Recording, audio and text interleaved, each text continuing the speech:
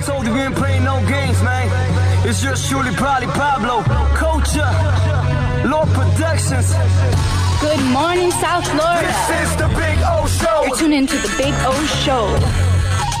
This is the Big O Show. This is the Big O Show. You tuned in to the hottest sports radio show with Orlando, a.k.a. the Big O. He covers all the South Florida teams, from the Dolphins to the Heat, well, you know what I mean. Monday to Friday, Friday Pablo in the Big O Show. O's on the radio, the top's where we gonna go. Miami, that's the way we roll. Locked on the morning show, Big O. No one has a similar show. Talk sports, talk plays, talk live and direct, because nobody do it better than Big O in the set. From sunrise, listen live, it's the best of the best. He's got the fans, got the heat, he's the best of the best. Big O, the only talking sports with a style. Break it a morning, it's Big O-N. Thank you for tuning in, keeping you glued in. Stay tuned, because right here's where the rumors in. Same place, because right here some of them begin. Simply call and just state your opinion. Real talk, sports talks, the Big O Show. Yeah, you love it, yeah, you like it, call him and let him know. Culture, probably Pablo, now introducing the man of the hour. Big O, a.k.a. Orlando Gary. Yeah.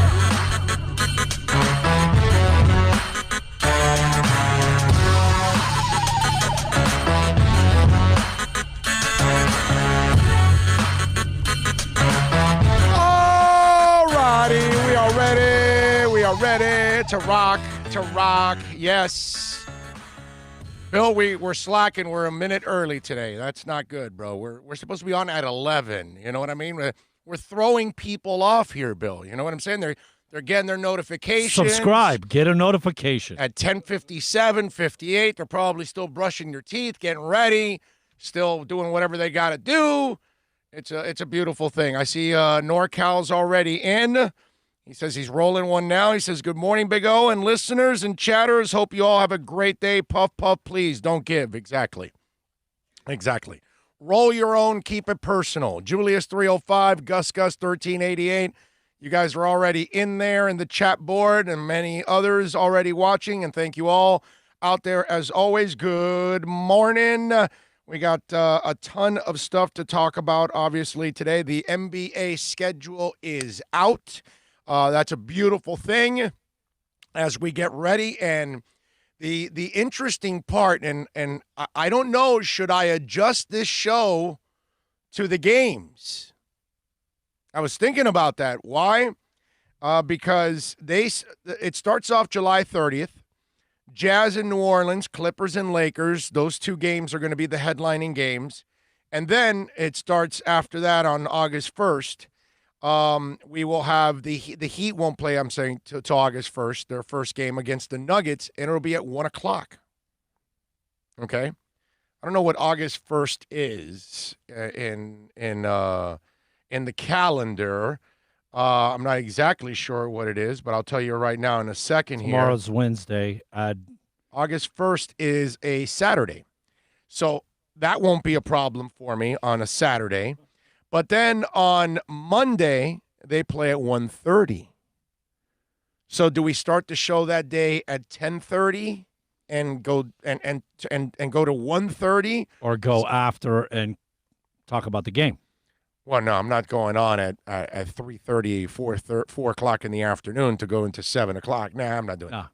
I'm not doing that. Well, then you've already answered our question. Yeah, no, I would do it earlier, not later. I'm not going to do that. I'm not going to do a later time, because that would set my whole day back. Because Yeah. I got other things to do now. Okay, it's just this is not my only job anymore. Unfortunately, I'm in the middle of building another station now. And so it's kind of like I was actually creating wheels yesterday and doing all kinds of stuff. So it's going to be a lot of fun. I'm looking forward to it. But, man, my head is going to be spinning because I'm going to be doing a ton of work. August 4th, then they take on the Celtics at 6:30 on TNT. And then they come back on the 4th of August. They take on the Bucks at 4 o'clock on TNT. Then the 8th, they take on Phoenix at 7:30. The 10th, they take on the Pacers at 8. And on the 12th, they take on OKC. My point is, It's a difficult schedule, dude. Okay? They're all playoff teams. Almost, pretty much.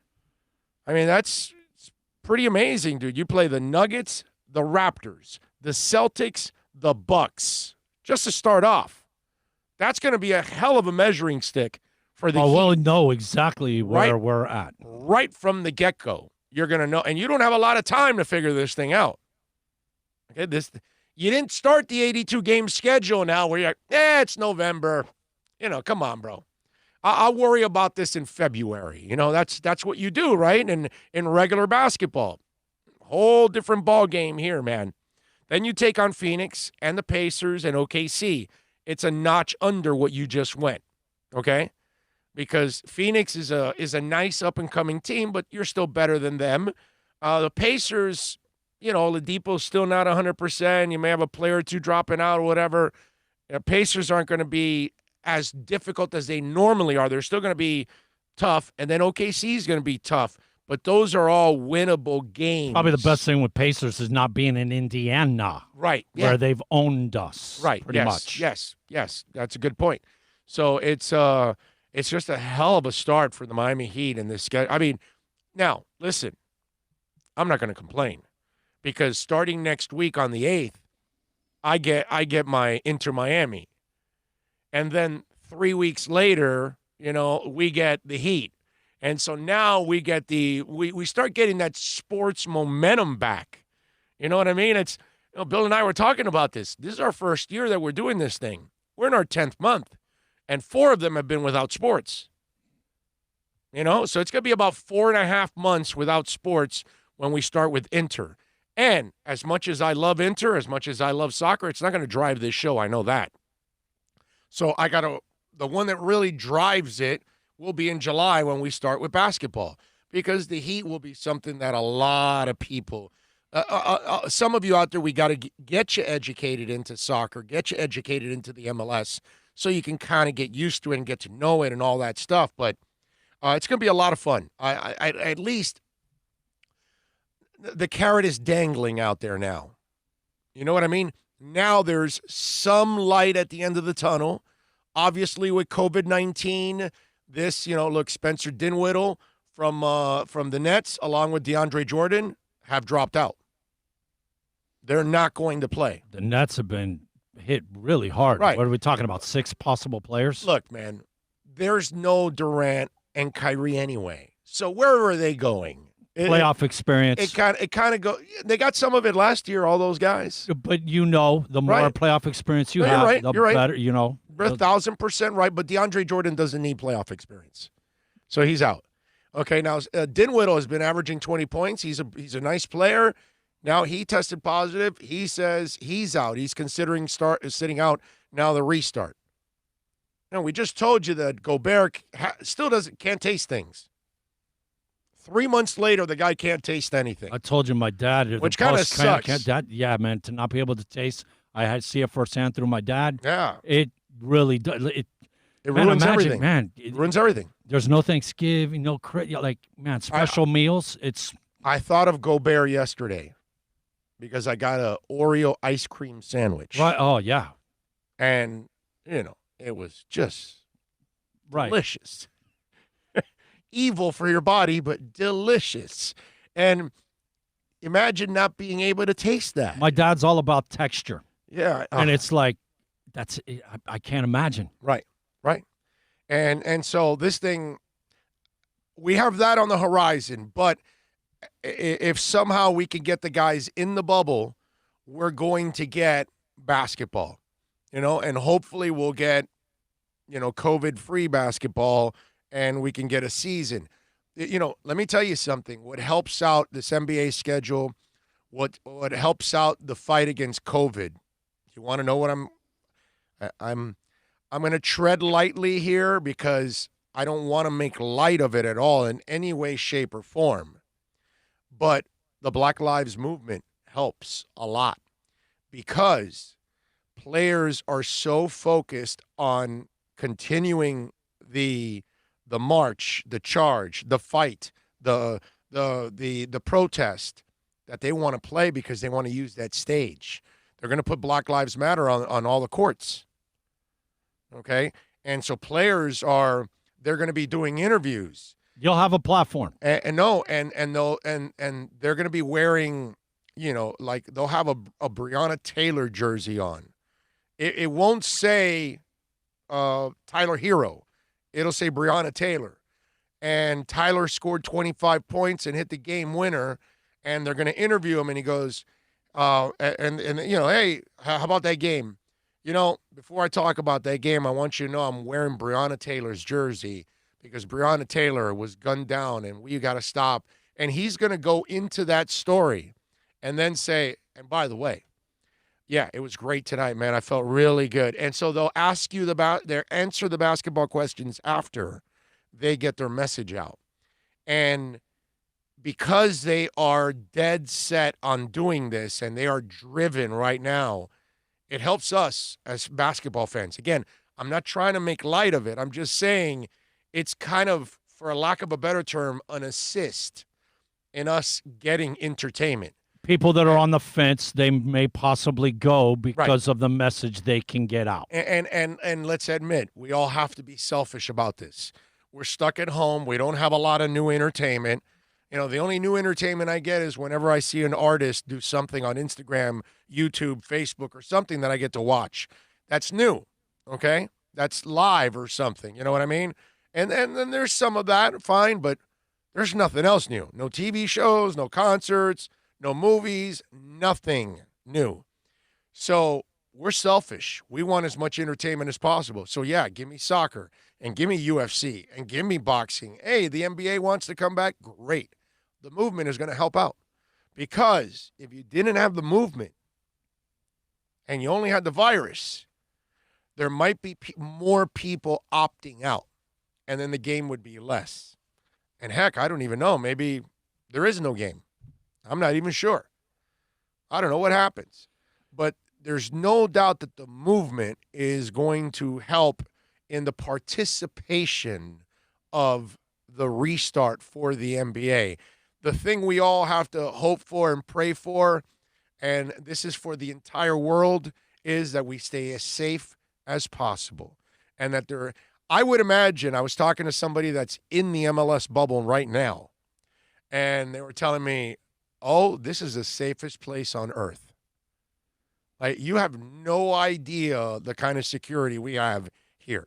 Like, there is no way anybody's getting in this place. One of those type of deals. And so if you can create that kind of environment, then that's great. And then that gives them a comfort zone that if they at least can stay away from the virus. Now, remember, those that have families will never be comfortable because while they're safe, their family isn't outside of that bubble because none of us are safe. Not when you go to the drive-thru, not when you go to the gas station, not when you go to the supermarket. We can catch it at any time, even if we're really, really careful, because I'm really careful. He's really careful. My wife is really careful. But yet and none of us are doing the stupid things. We're not gathering around people. We're not doing any of that crap. Okay? But this is kind of the risk that we have with all of this. That you got to be able to understand the situation that you're in and stay healthy. So a couple factors here with all of this in the new NBA schedule and the restart. COVID-19, we got to hope that they protect themselves. The movement is something that will motivate these players to be a part of this. And don't kid yourself. That's going to help us, okay? One, a lot of us are rooting for this movement and supporting it, so we're all for it. But then on the selfish side, on the completely selfish side, on the entertainment side, we want these guys back on the court because it's a lot more fun, man. You know what I mean? If we're going to be home, if we're going to be limited, we can't go out, man, give me something to watch. What you said about possibly shutting it down, this is a superstar, all-star driven league. Right. And if there's enough of the main guys that weren't involved, very possibly the NBA say, why? Like, this is a G League game. Why are we even trying to do this? Right. So you're right. Yeah. If there isn't them superstars there to carry this, probably wouldn't do it. No. Well, I mean, you're not going to get the ratings. TV companies are going to be complaining. Yep. Like, why am I going to pay if LeBron's not This playing? perpetuates this and this, and it ends up coming down to money, interest. Yeah. You know. Now, let me give you a little sum here.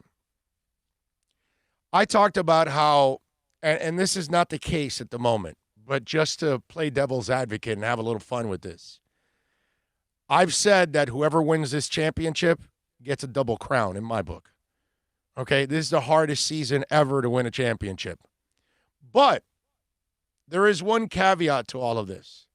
If somehow the virus was terrible, we didn't have this movement, and a ton of players dropped out and it watered it completely down, that's the only way you would add an asterisk and it would take away from the championship. That's the only way, but that's not the case. Okay? As long as the Bucks are playing the Bucks, as long as the entire Celtics are playing, and the Lakers and the Clippers, and I know Avery Bradley dropped out, but that's not enough to really. The teams that matter and the teams that are going to be in the mix for a championship, I love my Heat, but they're not a championship team. Come on, guys. I mean, it's just, I get it. We want to fill ourselves up with, the hope and all that. I'm just not the dude that does the false hope stuff. And so the teams that at least are definitely championship caliber, then it doesn't water it down. It doesn't take it away. It's still as difficult as it gets. But if it would have riddled the league and a whole ton of talent, then that's when it would have become ugly, And then it would have been very scabbish-like. You know what I'm saying? All right, 786-322-1105. If you want to get in on the accidentlawfirm.com text line, that's 786-322-1105. If you want to get in on the accidentlawfirm.com text line, you can also reach out to us on Twitter. That's at Big O Show. Many ways to reach out to us on the program. As you can see there, the email, orlando@bigoradioshow.com. Ron from Michigan is in the house. Says he liked the show and shared on Facebook as usual. Looking forward to a great show. Thank you, Ron, out there listening in Michigan and chiming in on the accidentlawfirm.com text line.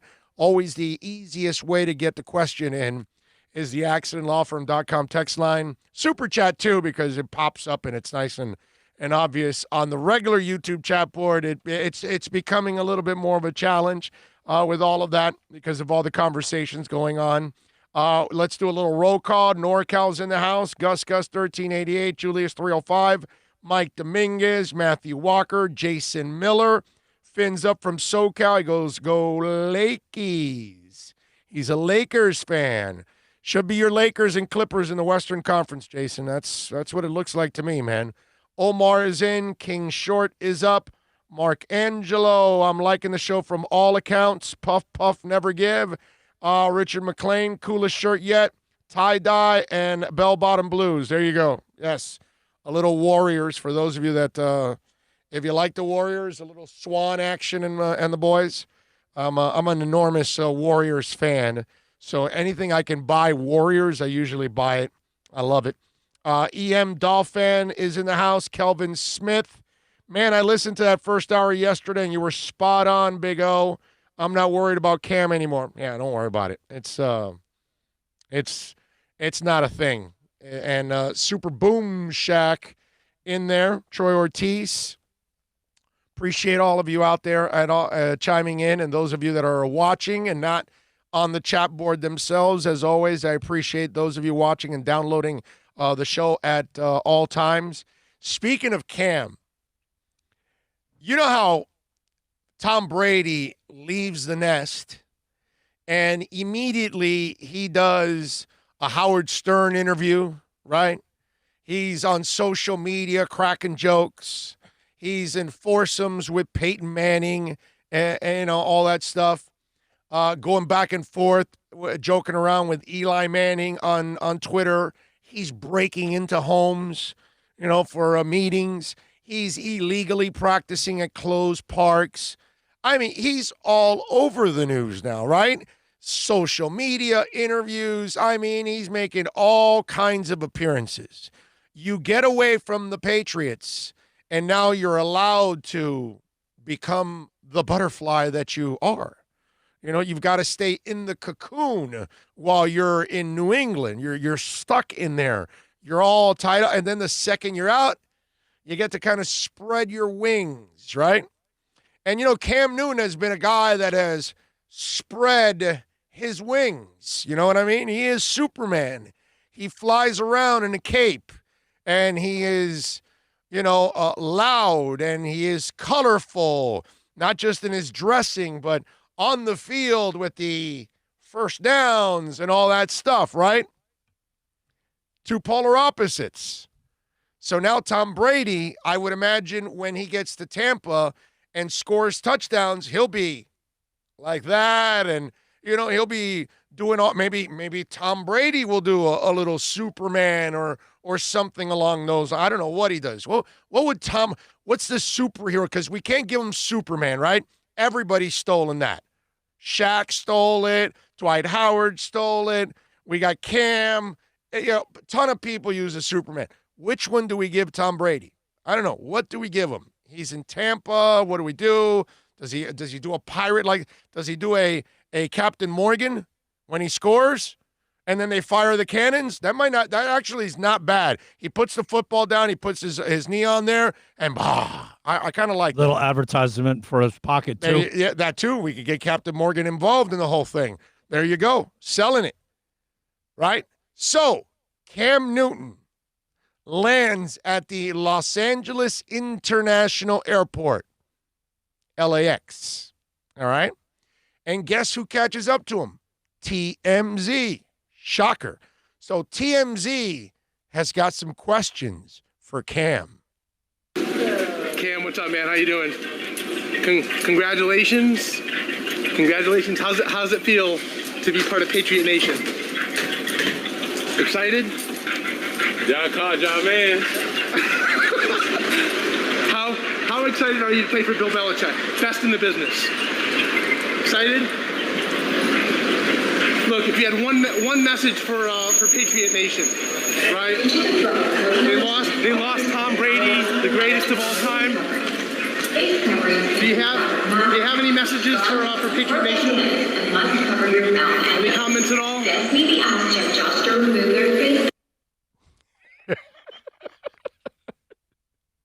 The one time he said something, if you watch the video, he's talking to somebody out of it. He's not even looking at the camera guy. So he's addressing somebody that's with him, right? He did not answer one question. He is now a Patriot. Cam Newton is officially a Patriot now. This is life for Cam Newton now. Now Cam has to learn how to shut up and not say the entire summer he's posting IG, I'm ready to work out, this and that, I'm ready to go, call me, all of that. You know that if Cam was playing for, let's say, Ron Rivera in Washington, and he lands at the LA airport, he's, oh, man, tell the people in Washington that the real chief is coming to town or something. Yeah, you know, some kind of a line he'll say to go with the whole motif of the Redskins. You know, he'll do something like that. The big chief is coming, the big, whatever. You know, and that's it. You know that's what he would do. Oh, it's going to be fun in Washington. We're going to score higher than the stock market or something. He'll do some crap like that. You know? He'll have fun with it because that's what Cam does. He went to New England now. There's no more of this. That's gone, dude. No more. I don't even, will he be able to do this? That's why I'm saying Tom Brady now can inherit some of those things. Since we're going to be missing it from Cam's type of repertoire, somebody else has got to pick it up. How about that? You got to go to New England and all the fun gets sucked out of your body. Guy's already fallen in line and becoming a Belichick disciple. That is awesome. It's great. Play it again. Play it again. You got to play it one more time. Here's Cam at the L.A. airport after signing with the Patriots and doing things they do the Patriot way. Cam, what's up, man? How you doing? Congratulations. Congratulations. How's it feel to be part of Patriot Nation? Excited? Y'all called y'all man. How excited are you to play for Bill Belichick? Best in the business. Excited? Look, if you had one message for Patriot Nation, right? They lost Tom Brady, the greatest of all time. Do you have any messages for Patriot Nation? Any comments at all?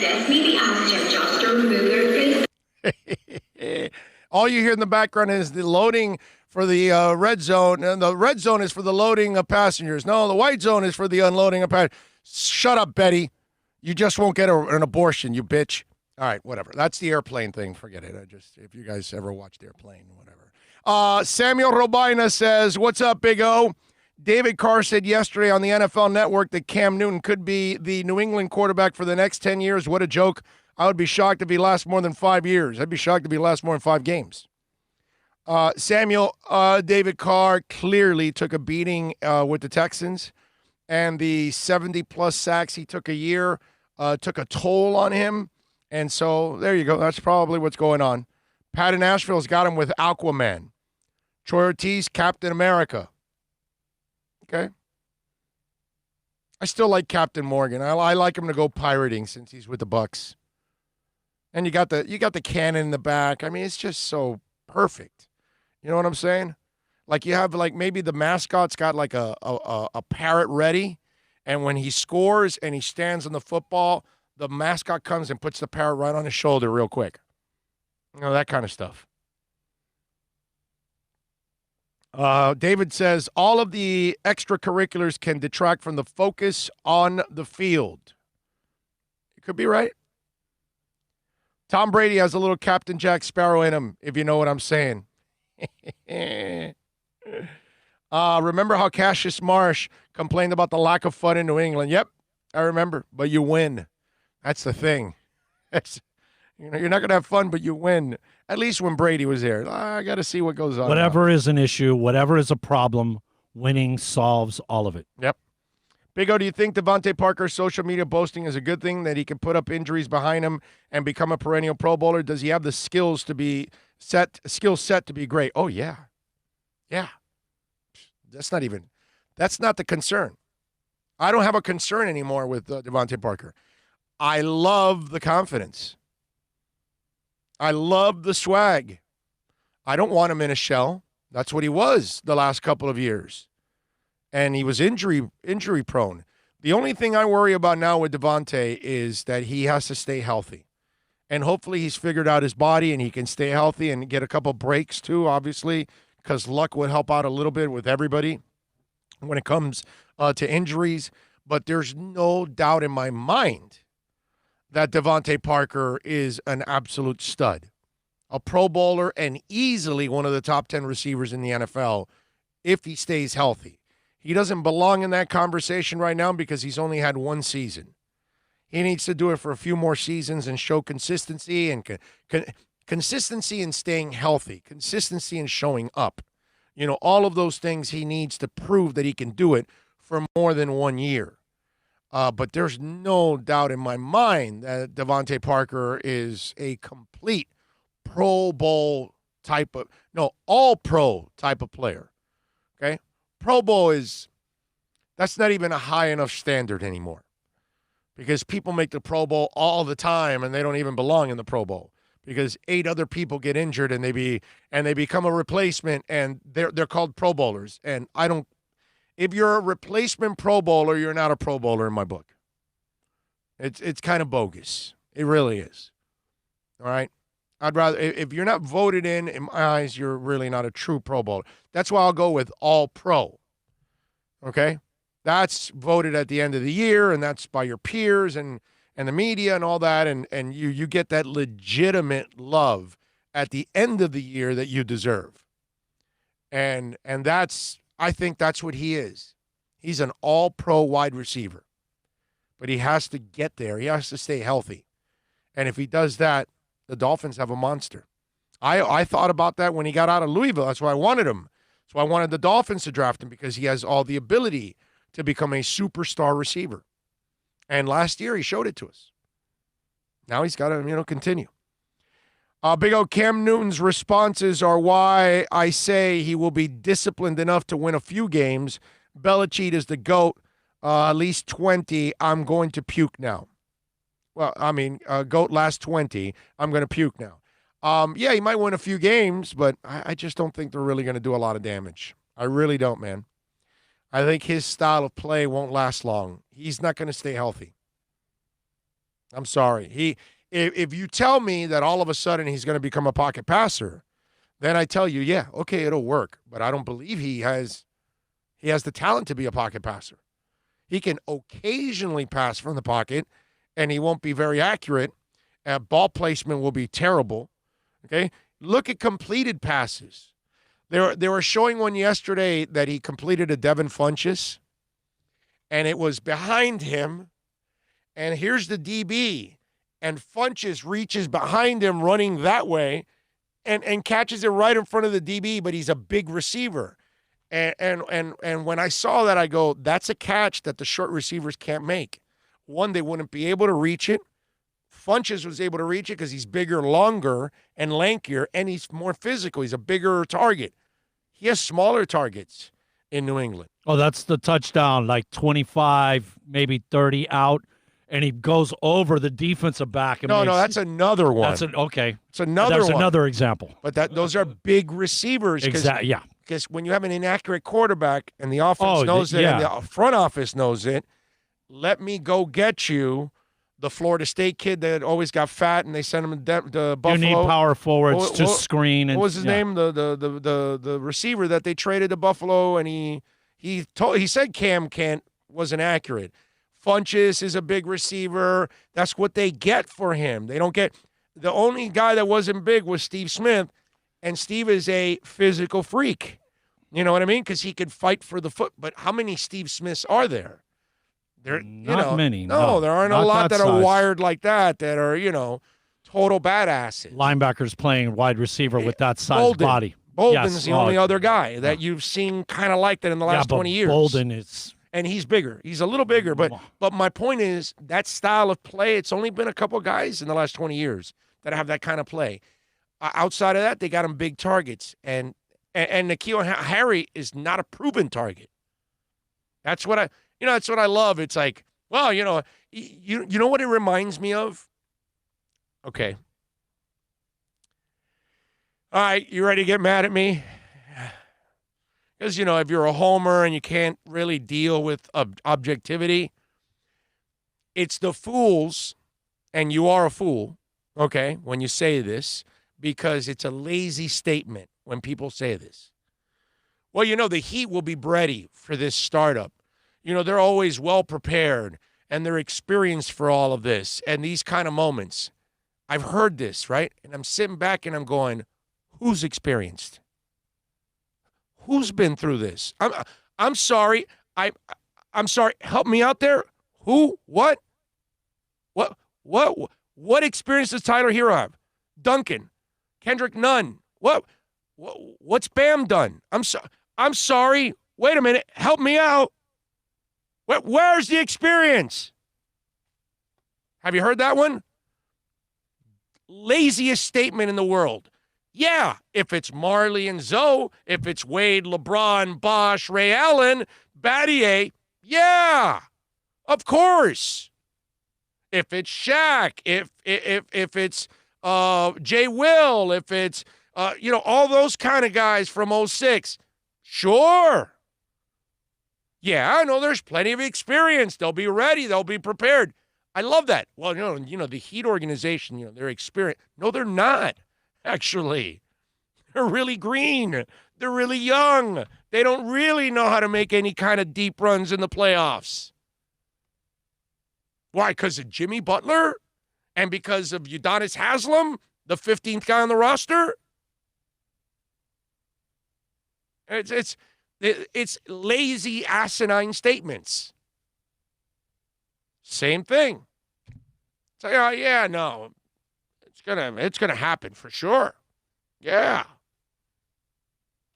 Yeah. It just people fall into these ruts, and then they rely on past lazy statements that don't really go with what's going on right now. I'll give you another one. Today I was asked, I do a hit every day, every Tuesday at Mobile in WNSP. I've been doing it for 20 years. And Dan Jennings was on, the former Marlins executive. And he was one of the co-hosts because he's from Mobile. And so he asked me about the Marlins because, some people think that these young Marlins in a 60-game schedule have a shot because young teams like the Marlins in 03 and all that have had. And I said, that sounds nice in theory, but if you really look at it, it's really a hollow statement and makes no sense. And let me explain. Well, that's because Derek Lee, when they won in 03, had been playing for several years. And Mike Lowe for a few years. And Castillo, remember Castillo wasn't good enough in 97. That Leland said, no, I know he's talented, but he still needs Pampers. Send him to the minors with the Pampers. When we get rid of the Pampers, we'll bring him up. And then Castillo was ready in 03. He wasn't ready in 97. They went and got Craig Counsell, remember? Okay? And so it's funny, right? And Castillo was playing for a few years. All of those guys, Penny, A.J. Burnett, Beckett, all of those guys were playing for several years, and they were maturing. They were young still, but maturing way more than these Marlins.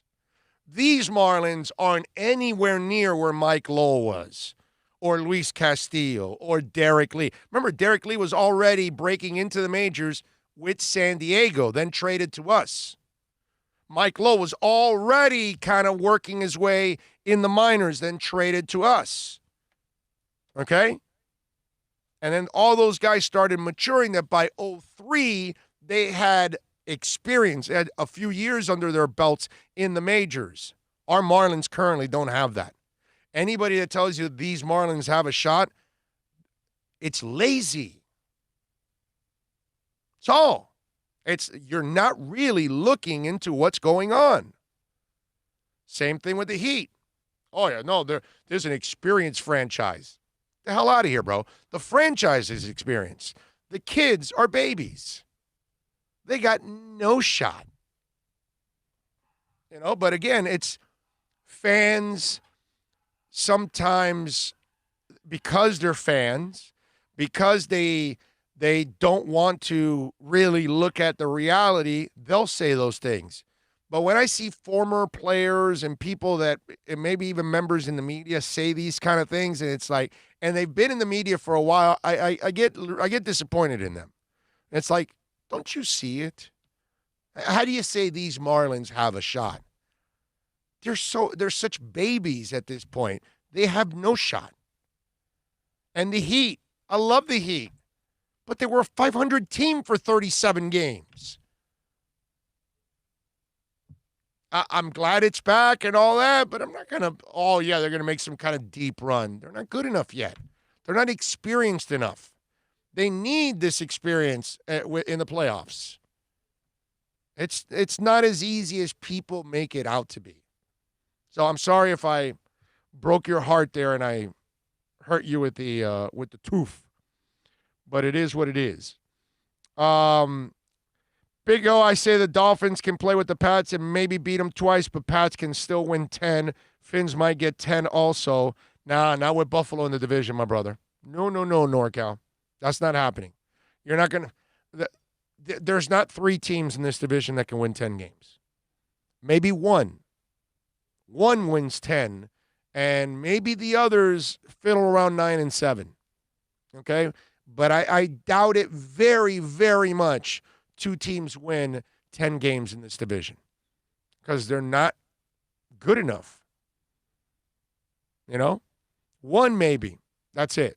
I don't think you get more than that. It's there's going to be a lot of killing themselves off. It's funny because the team I don't give that much of a shot to is the Jets. That's the team I really don't give much a shot at all, to be honest with you. Not with Gase there, not with the dysfunction that is going on with that team. I just have a hard time understanding that that's going to be the case with the New York Jets.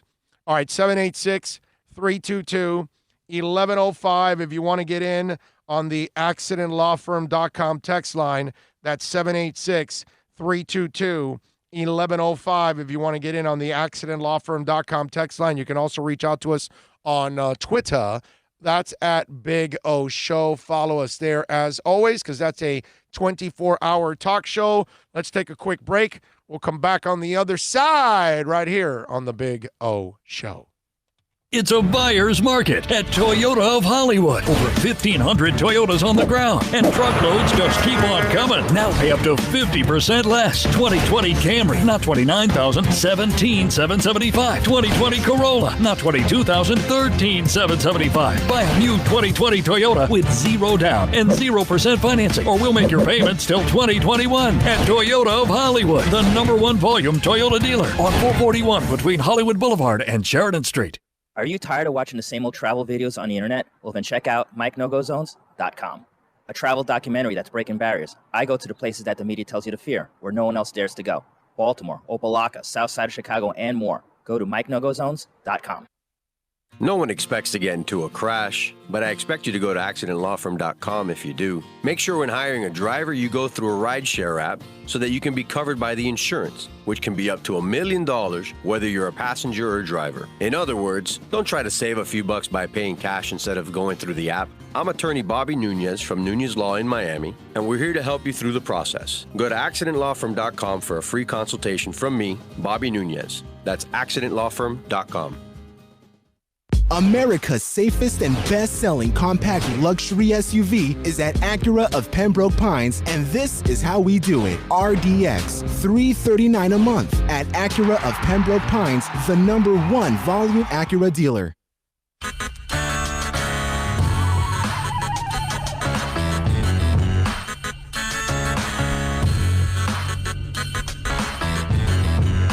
This is the Big O Show. This is the Big O Show. This is the Big O Show.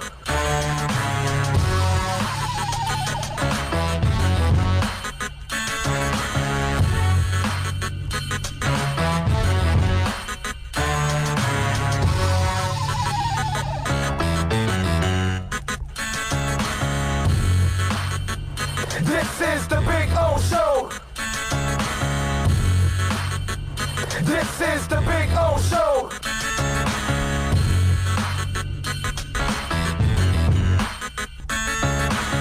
All right, we back.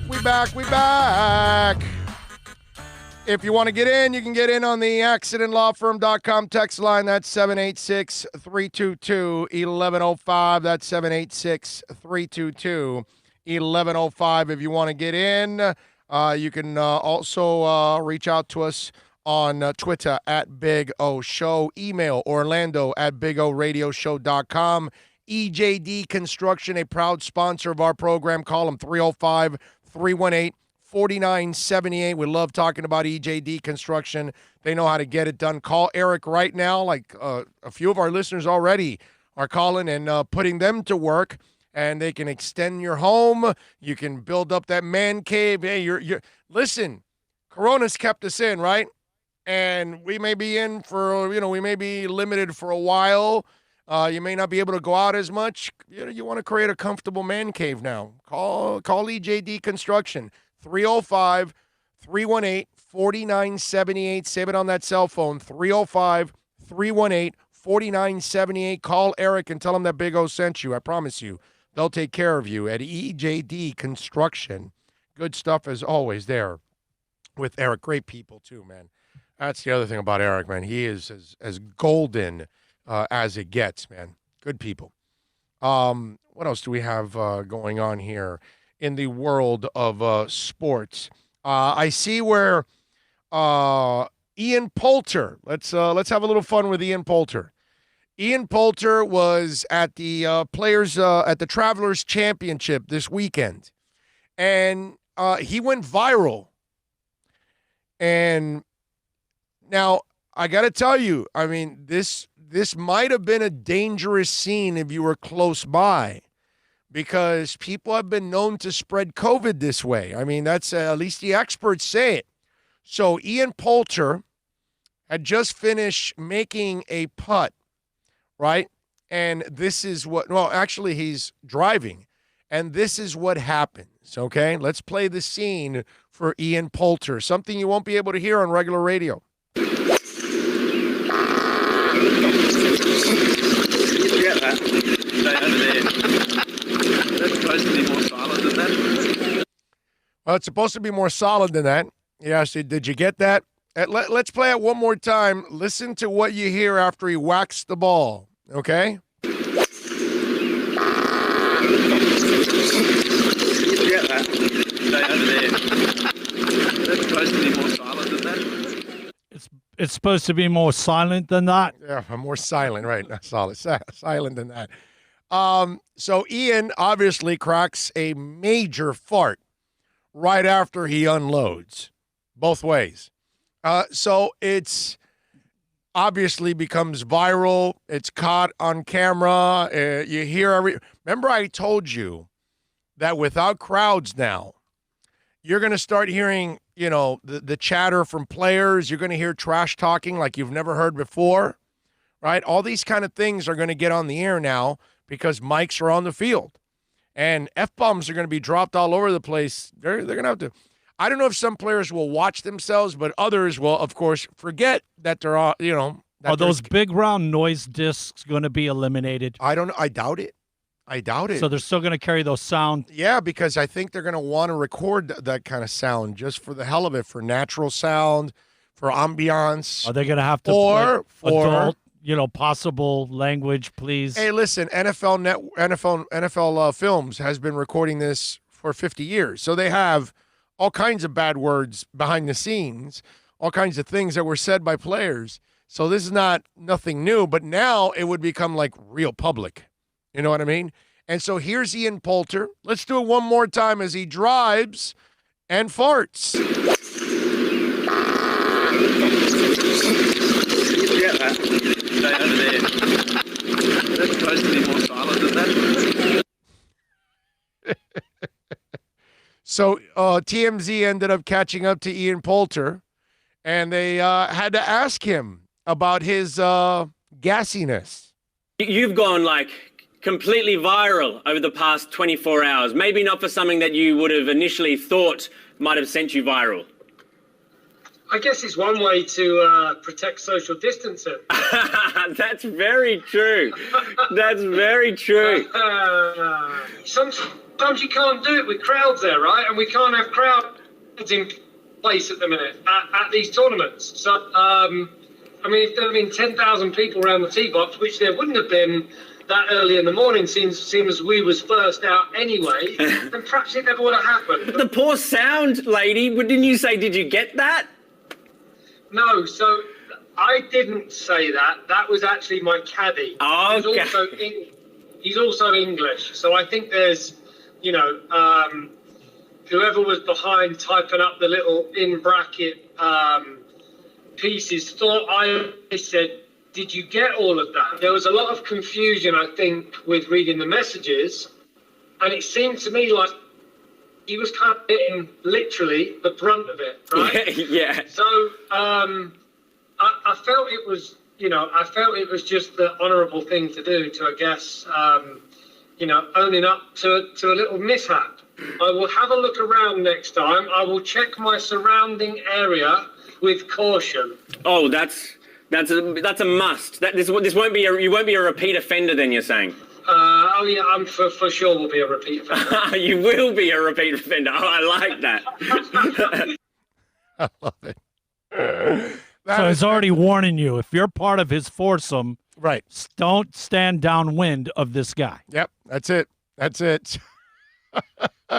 But you got to love how, well, that's a good way of social distancing. So now you know, like Ian Poulter, brother, you hang around Ian Poulter, and Listen, if he's willing to play the fart game on the course, can you imagine behind the scenes with Ian Poulter? I mean, that's, I've played the fart. I've told you guys, I play the fart game with the wife. You're cruel, man. Oh, yeah. You Wife, crank the daughter are in the windows, cars. lock 'em in. I lock the windows and cut the cheese. And they're all like, oh, no, this, that. And, you're floating the air biscuit. You got to do it, bro. Cruel and unusual punishment, you got to bro. do that. You got to do that. You play the fart game with the fellas. I mean, you're getting up to go to the bathroom, go grab a beer, and you just cut one, and then you crop dust their asses. You come right across them, and they're like, everybody's, oh, no, what? It happens, right? I mean, guys are disgusting. We do this all the time. One of the funniest stories I ever heard, my buddy talks about him and his girlfriend getting engaged, this, that, and, some family members and whatnot.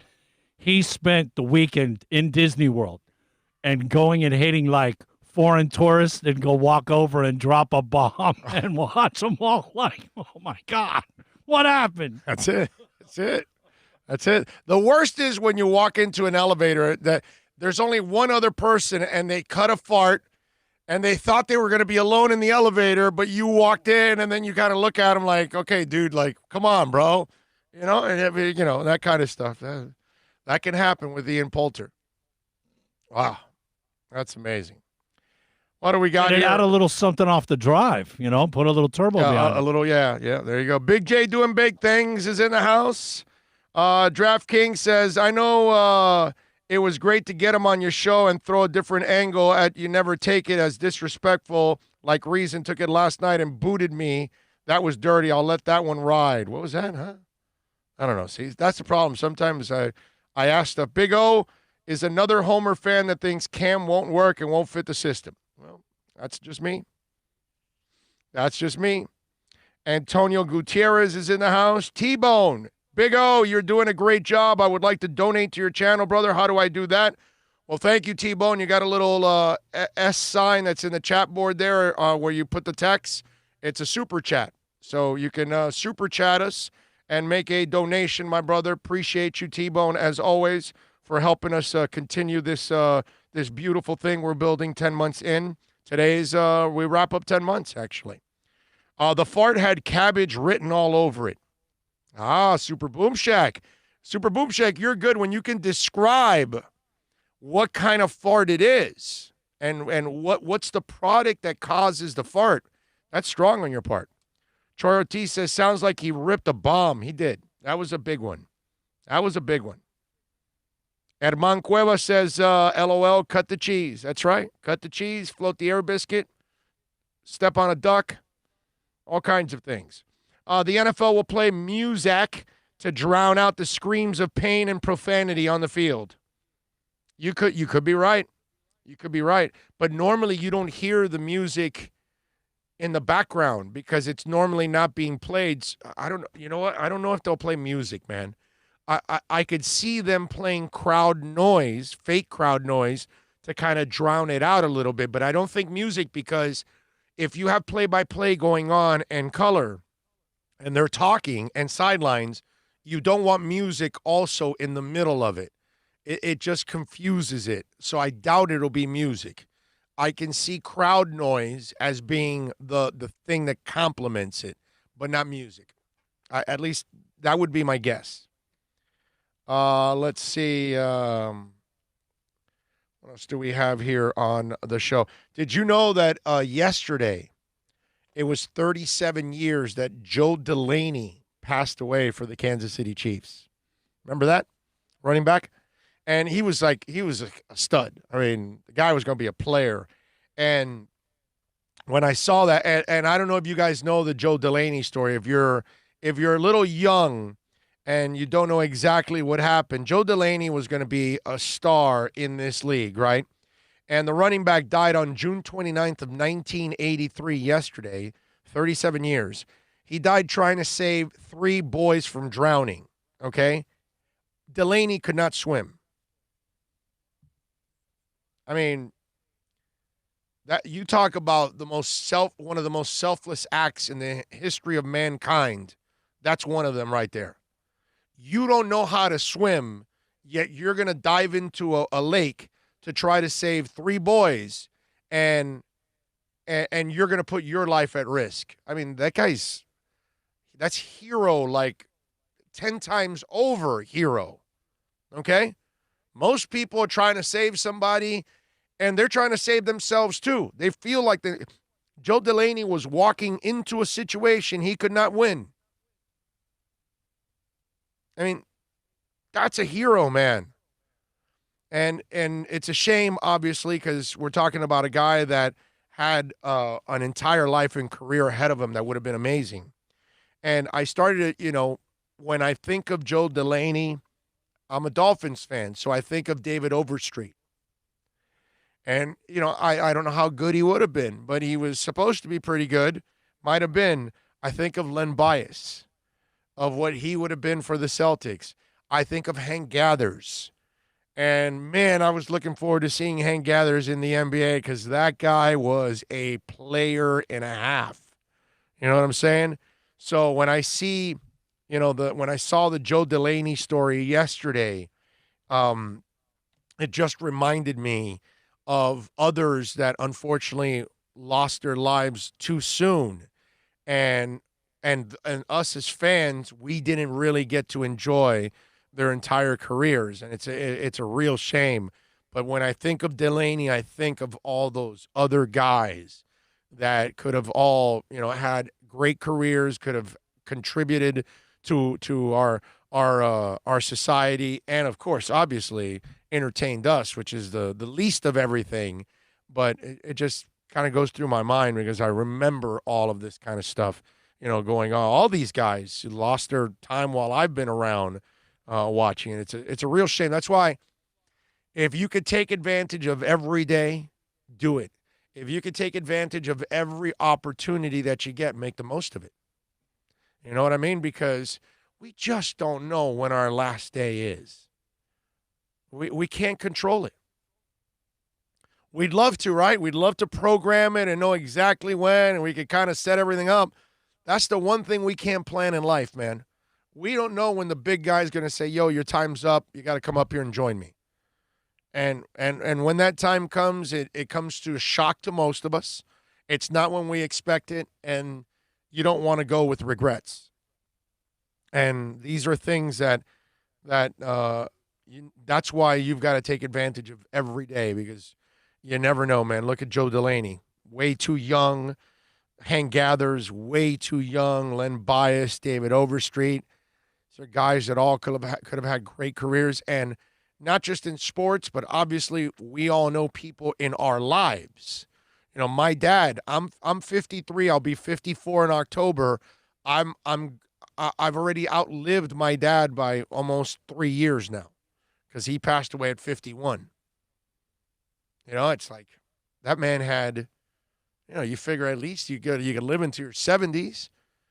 So he had another at least 20 years, and he couldn't enjoy those 20 years. And it sucks for any of us. Just take advantage of every day that you can. Enjoy it. Embrace it. Take on the challenges, baby. All right, 786-322-1105. If you want to get in on the accidentlawfirm.com text line, that's 786-322-1105. If you want to get in on the accidentlawfirm.com text line, you can also reach out to me on Twitter.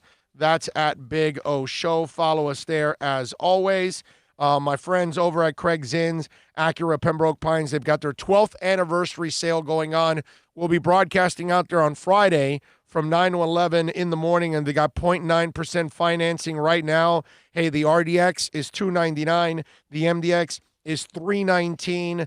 The ILX is $199. The TLX is $199. All $29.99 do it signing plus tax tag and registration. $1,000 off for military veterans and first responders. So, $1,000 off towards the purchase or lease of a vehicle. That's amazing. And you got to get on down to 15601 Pines Boulevard, just off of I-75 in Pines. Finest dealership in the business, baby. It is Craig Zinn's, Acura of Pembroke Pines.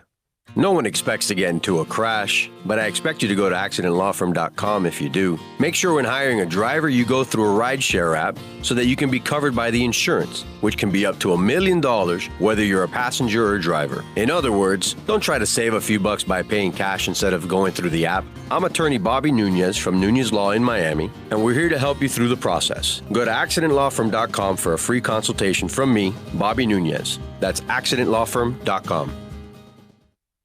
America's safest and best-selling compact luxury SUV is at Acura of Pembroke Pines, and this is how we do it. RDX, $339 a month at Acura of Pembroke Pines, the #1 volume Acura dealer.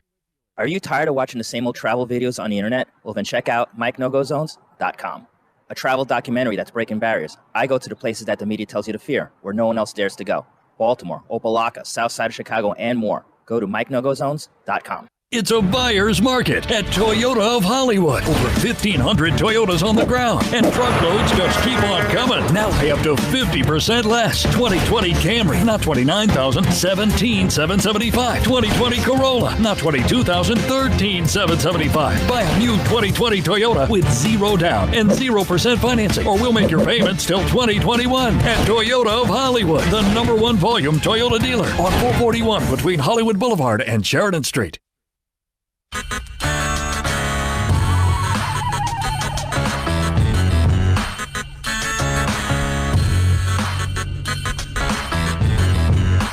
This is the Big O Show. This is the Big O Show.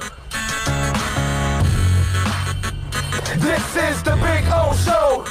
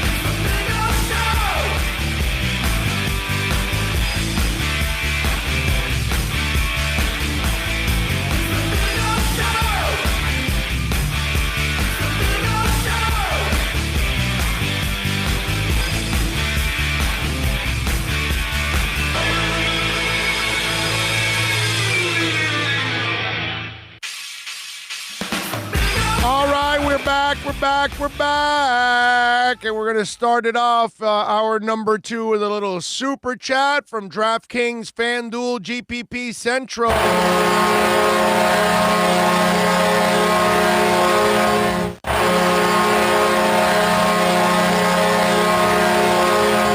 Thank you, my brother. He puts R.I.P. to him. He's a true hero. Never heard it. Okay. Well, you might be young also. Remember, it's 37 years ago, so it was a long, long time ago with Joe Delaney. Jeremiah, thank you for sending me the what's it called? The picture of my man Chris Jericho. He posted a picture of him wearing a mask, but he's wearing a Fozzie mask. You see? Jericho's got a mask on. He's showing, okay, here's a Fozzie mask. I like it. Nice job. There you go. I mean, look, man, don't complain about the damn what's it called? The don't complain about wearing a mask. Just adjust to it. Listen, I know it gets hot. I know sometimes it gets sticky and all that. Try to find one that's the most comfortable one that you can breathe the best. The one that makes you feel the best for now. And look. And if you want something that looks kind of cool at least, go for it. You know what I mean? That's what I'm doing. I've adjusted. I've bought a couple different ones. Obviously, this is a new lifestyle, so I don't want to wear the same mask every day because you're going to end up breathing on these things every day, and that's kind of gross. So eventually you want to start washing them. You know what I'm saying? And so I bought a few so I can either the ones that you can, the N99s that I can either zap or because I have the UV light thing and I could change the filters out, obviously, or the ones that are like scarves that you can wash too at the same time because obviously you're going to be breathing and spitting on them and all that stuff. So listen, just adjust, man. That's also we can get rid of this thing, what you don't want to do is go walk around and start breathing all over people. Richard McLean, baby, jamming with a little super chat.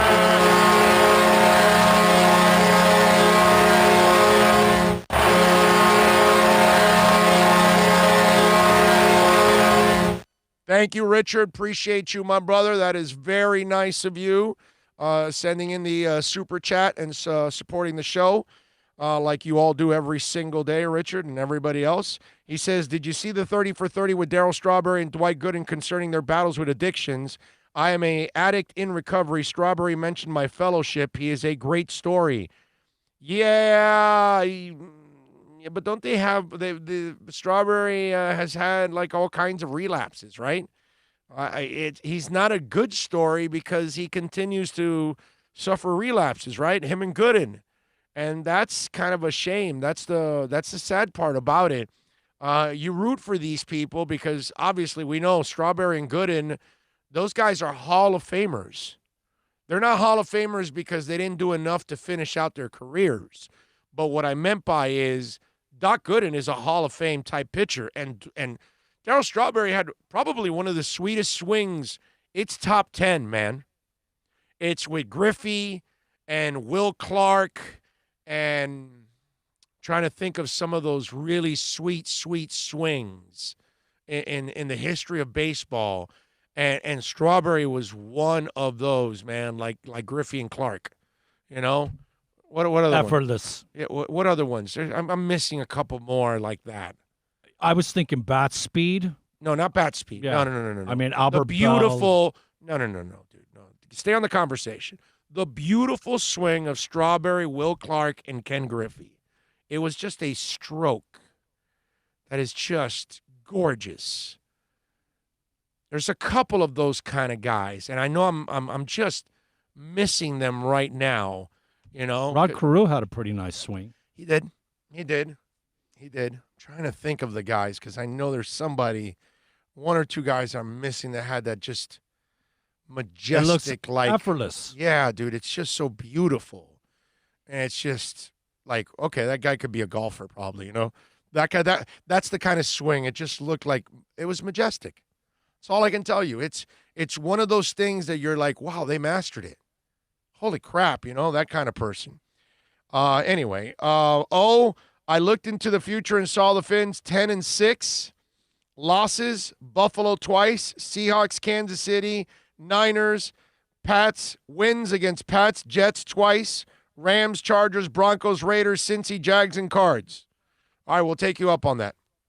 Hey, they go 10-6. I'm going to be super happy, bro. I mean, you go from 5 wins to 10? You go, in your first year, you win 5 with no talent. And then you win 10 by adding talent in 1 year? I can't wait till the draft in Cleveland. What are you going to do after that? Like I said, Super Bowl in 2023. Okay. Finn Strong says, good afternoon. Afternoon to you, sir. Finn Strong 1. Appreciate you. Let's see. What else do we have? The Cheater Palmeiro. Yes, you're right. The Cheater Palmeiro did have a sweet swing. Oh, Edgar Martinez, bro. Come on. How can I forget freaking Edgar Martinez, man?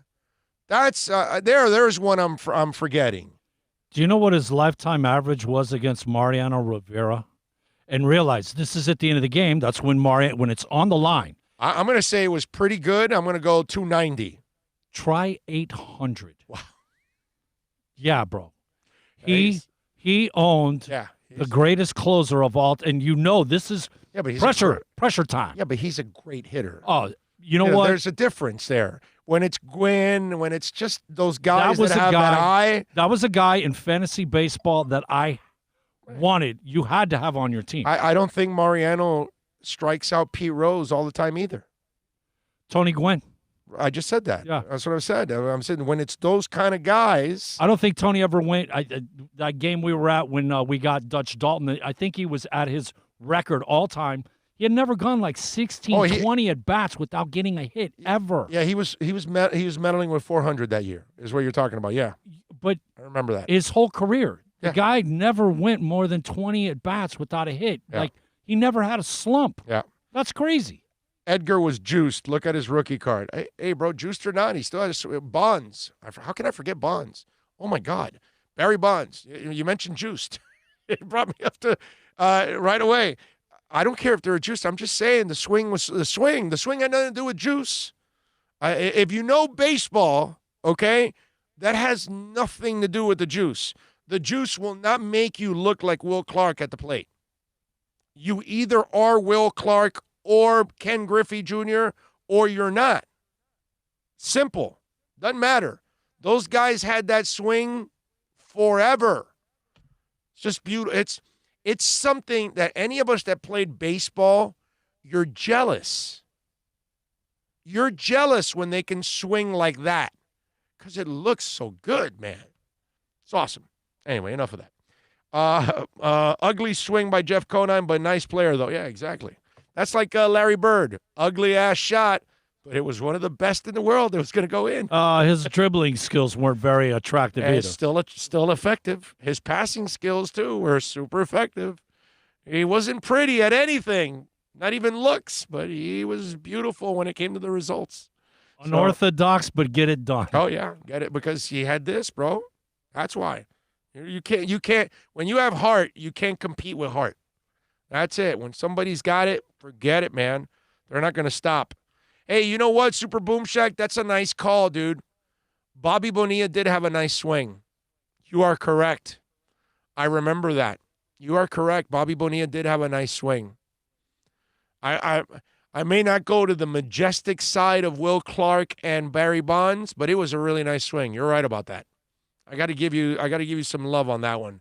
That's a nice call. Won't put it right there with those guys, but it was right under there, man. It was a nice swing. There's no doubt about it. Let's see. The Big Hurt had a nice. Yes, you're right. For a big guy, because he was a guy that hit for average too, man. That's the impressive part about the Big Hurt was a freak of all freaks, man. He wasn't Adam Dunn. No, hitting 40 home runs every year and striking out. But he walked like crazy. Adam, I know. I was my fantasy guy for 3-4 years. His on base was still at 400. Oh yeah. Oh okay, yeah. He still wasn't. But he would hit. I know he would hit 250, 260. Which is freakish that you would hit a lot, walk a lot, and strike out a lot. Right. That's like if you walk, you have an eye. Why are you striking out? And you hit. Yes. So it's like, wow, dude, how do you? Why are you whiffing, bro? Yeah, and a lot. Oh yeah, he'd have 100 easily. Yes, no doubt. But it's the weirdest thing in the world. Did he set the single season strikeout? No. Was he competing for it? No. You know who it was? Was it Howard with Philly? Yes, Howard was up there. Howard was up there. I'm trying to remember. I think I know who owns it. I'm trying to remember that one. Well, I'm talking single season, not all time. That's a good one. George Brett had a nice swing, Rosendo, but not majestic. The second one you mentioned was majestic. Chipper Jones. That's a great call. Brett was a great player, not a majestic swing. It was nice, but not majestic. Chipper had a majestic swing. Yeah, I would go with that one. George was just an incredible, there are certain guys that, what's it called? Gwynn didn't have a majestic swing. It was just, he can hit 400. You know what I mean? And P. Rose would choke up. Right. And look P. Rose ugly. it wasn't majestic, but it was one of those. I wouldn't call Brett's swing that. No. Really great player and all that. But Chipper had that. It had flash to it, and it just came through the zone. Really, really sweet. You're right about that. I like that one. That one's much better. I would agree with that one. Troy Ortiz says the drug addict ex-player for the Rangers had a sweet swing. Forgot his name. Are you talking about Juan Gonzalez? Oh no, you're talking about the kid that got arrested all the time, the heroin and the home run derby winner. Yeah. He's he was just recently in the news. Yeah, he was just in the news too. A few months ago. You're right. He actually had a nice swing. You are correct. Damn it, what's his name? That he was always in trouble. Kid was loaded with talent, bro. Disaster of a player as a person, unfortunately. And it sucks, too. You know what, Miami Kid J, you're right. Vinny Castilla. You put Castillo. It's Castilla, right? I think it was Castilla. I think he also had a really nice swing, too. I like that one. Josh Hamilton. Nice job by you, Omar Lopez. Way to go, dude. No, not Bagwell. Bagwell did it. Bagwell had a funky swing, and then his stance was so wide, right? It was one of those kids never do that anymore, right? They don't play the stance game, right? That was us when we were young. Stand up there, you had to act like some kind of player, and then you had to guess it. You know what I mean? You'll never get kids to do that ever again nowadays. Pujols had a really wide stance. Yes, he He'd did. buckle his knees to get down in the strike zone. Him and Bagwell both did that. Yeah, man. Yeah, they did. They had that weird ass. You think about Craig Counsell, to keep the bat, stay back, that exaggerated. Yeah. Yeah, Richard, you're right. Miguel Cabrera had a nice swing for a big guy. It wasn't a majestic type of swing. You know what I mean? But obviously the eye that guy had was just absolutely amazing. All right, 786-322-1105. If you want to get in on the accidentlawfirm.com text line, you can also reach out to us on Twitter. That's at Big O Show. Dougie Fresh on the accidentlawfirm.com text line says, I want to talk about Tommy Lee's face tattoos. You are lucky that I can translate Japanese. The words on his face say, snake in pants, marbles in head. Aha! I like that, Dougie Fresh. And very accurate, too. Very accurate. Craig Counsell beat me to it. Oh, yes. There you go. Dan Ugla and Gary Sheffield. Those weren't majestic swings. Okay. Gary Sheffield was just it was just the meanest swing I've ever seen in my life, but I wouldn't call it majestic. It's one of those aggressive type of swings, but he was fun to watch, man.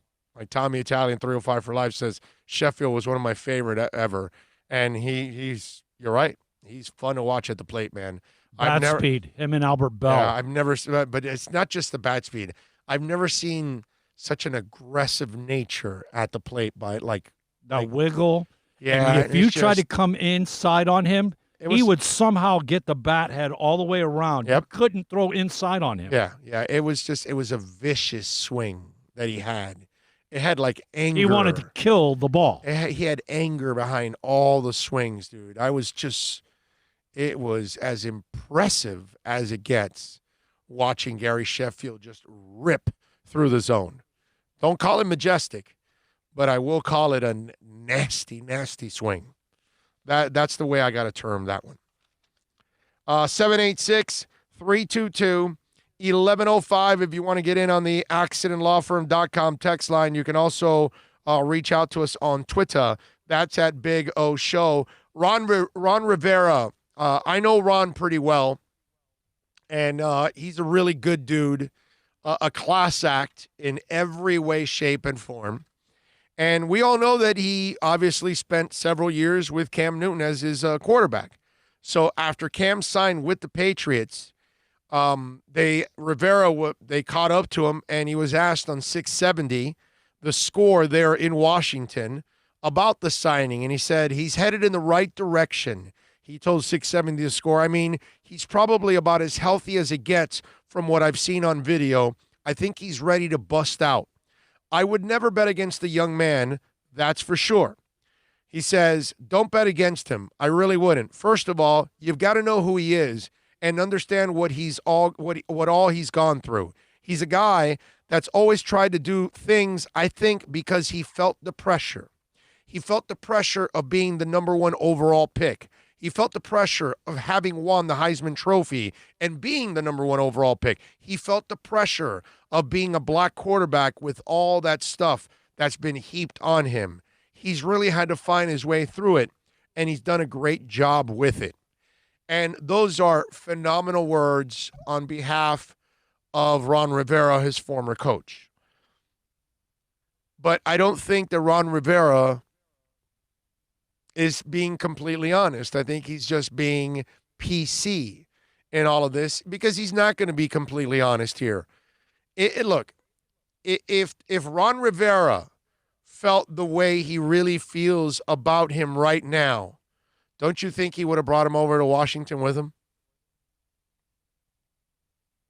He would have told Dan Snyder, look, I know you like Dwayne Haskins, but he's really green. And this is a really good defense right now. We got a chance to compete right away. If I bring Cam Newton over, he's ready to go. He's healthy. I've coached him for several years. We can design the offense where he can be successful here, and that defense can be a great combination. I think he would have brought him over if he really felt that he could play. If he really felt, not he could play, but overcome also the injuries. You know what I mean?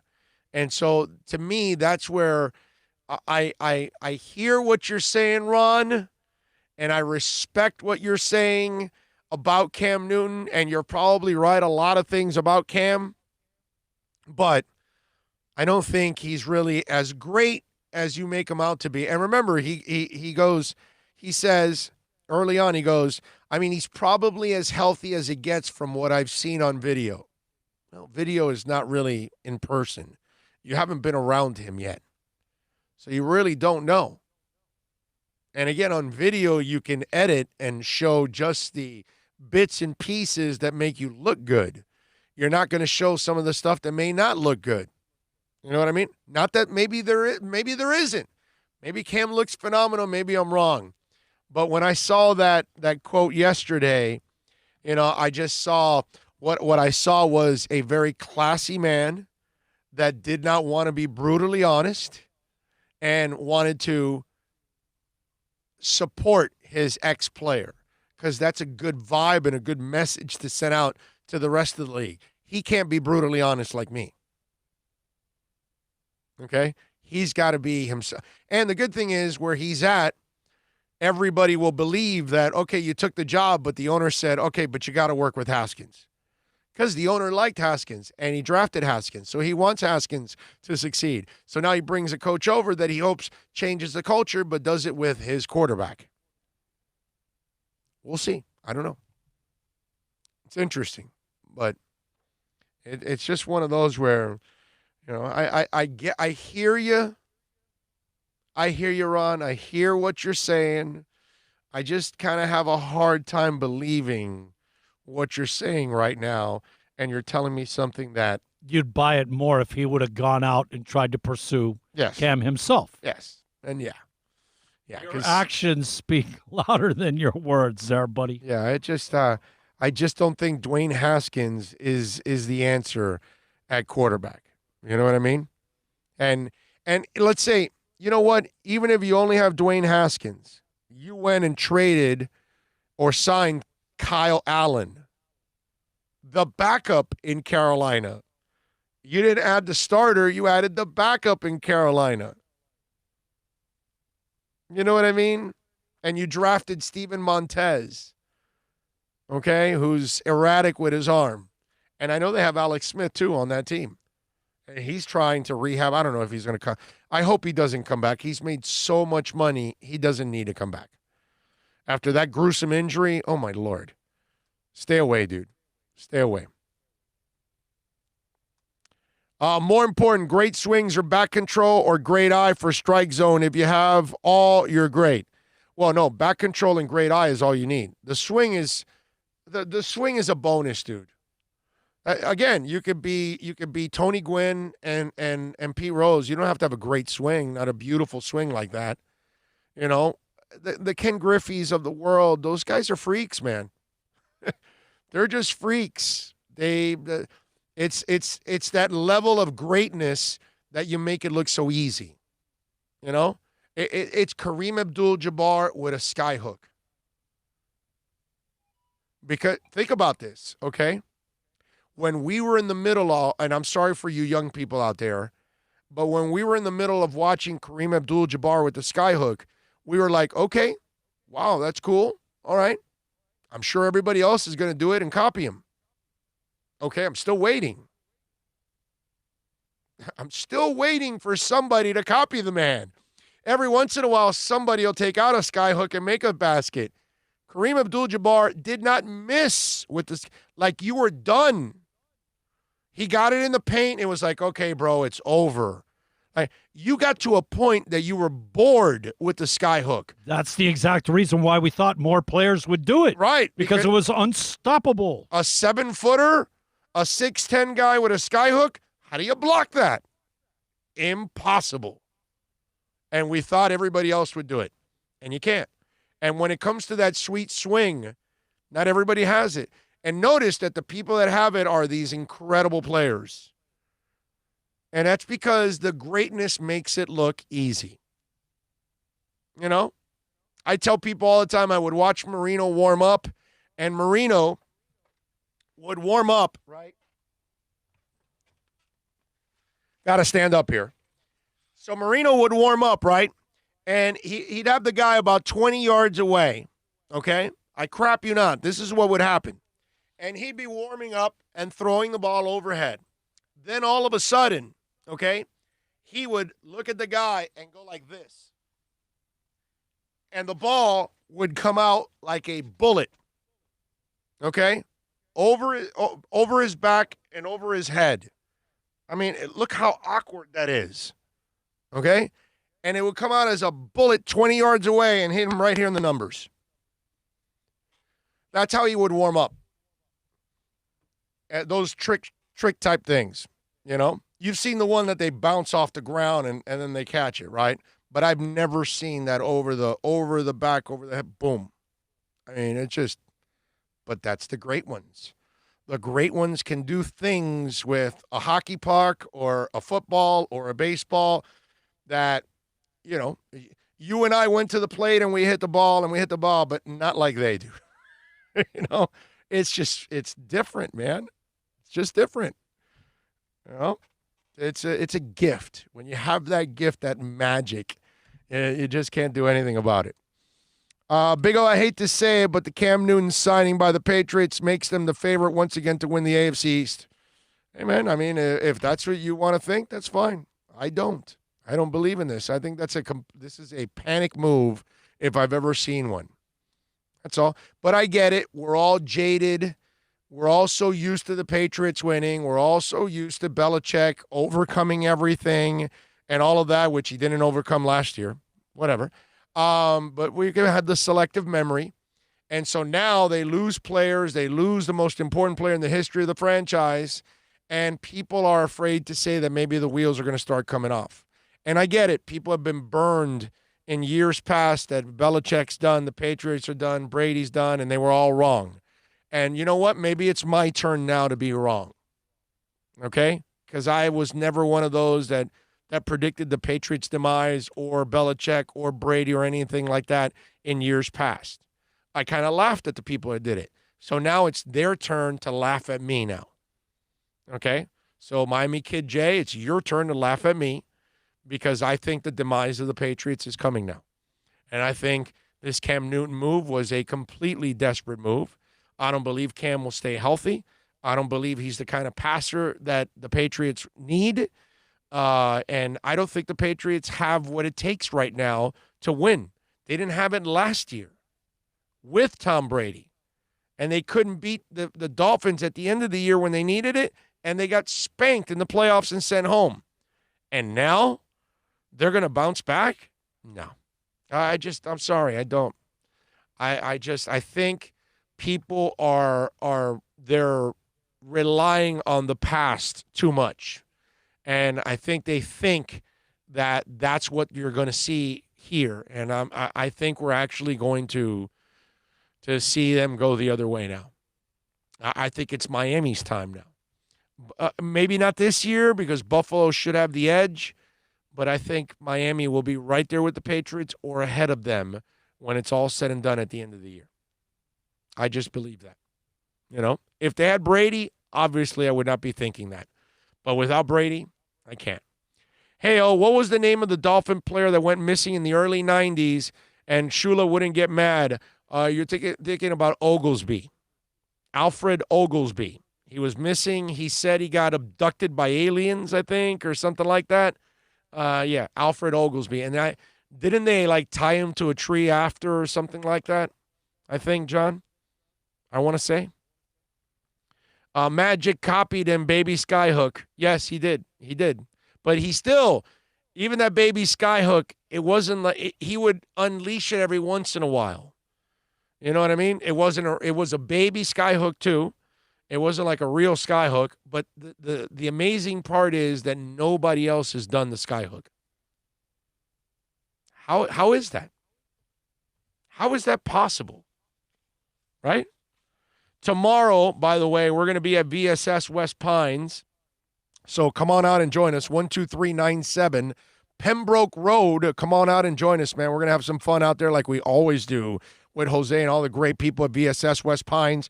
12397 Pembroke Road. Remember, you can actually order by phone, 954-613-3367. That's 954-613-3367. You can order online and then pick it up right there curbside if you don't want to walk in.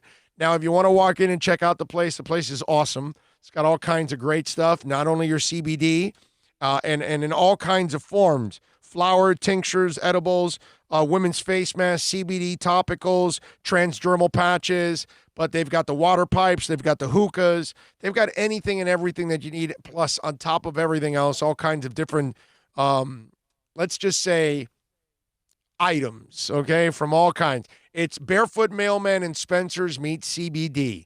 12397 Pembroke Road. Call them. 954-613-3367. That's 954-613-3367. Remember, we're going to be live there tomorrow at noon to 3. We go on there an hour later when we're over at VSS West Pines.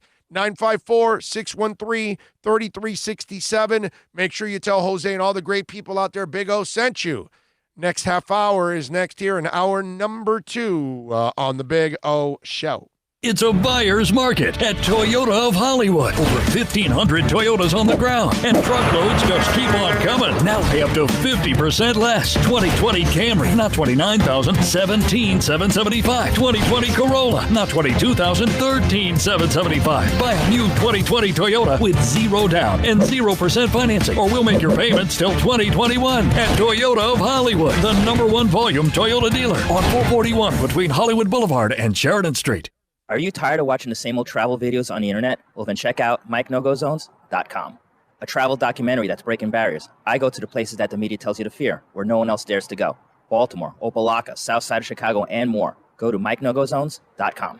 No one expects to get into a crash, but I expect you to go to accidentlawfirm.com if you do. Make sure when hiring a driver, you go through a rideshare app so that you can be covered by the insurance, which can be up to $1 million whether you're a passenger or a driver. In other words, don't try to save a few bucks by paying cash instead of going through the app. I'm attorney Bobby Nunez from Nunez Law in Miami, and we're here to help you through the process. Go to accidentlawfirm.com for a free consultation from me, Bobby Nunez. That's accidentlawfirm.com. America's safest and best-selling compact luxury SUV is at Acura of Pembroke Pines, and this is how we do it. RDX, $339 a month at Acura of Pembroke Pines, the #1 volume Acura dealer.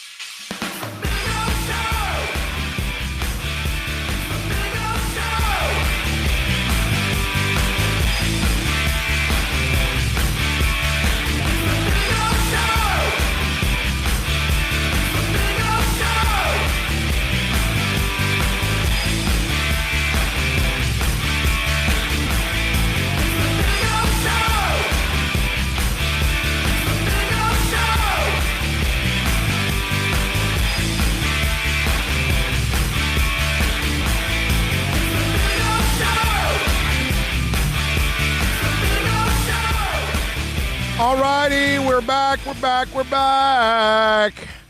Welcome back. We take you till about 2.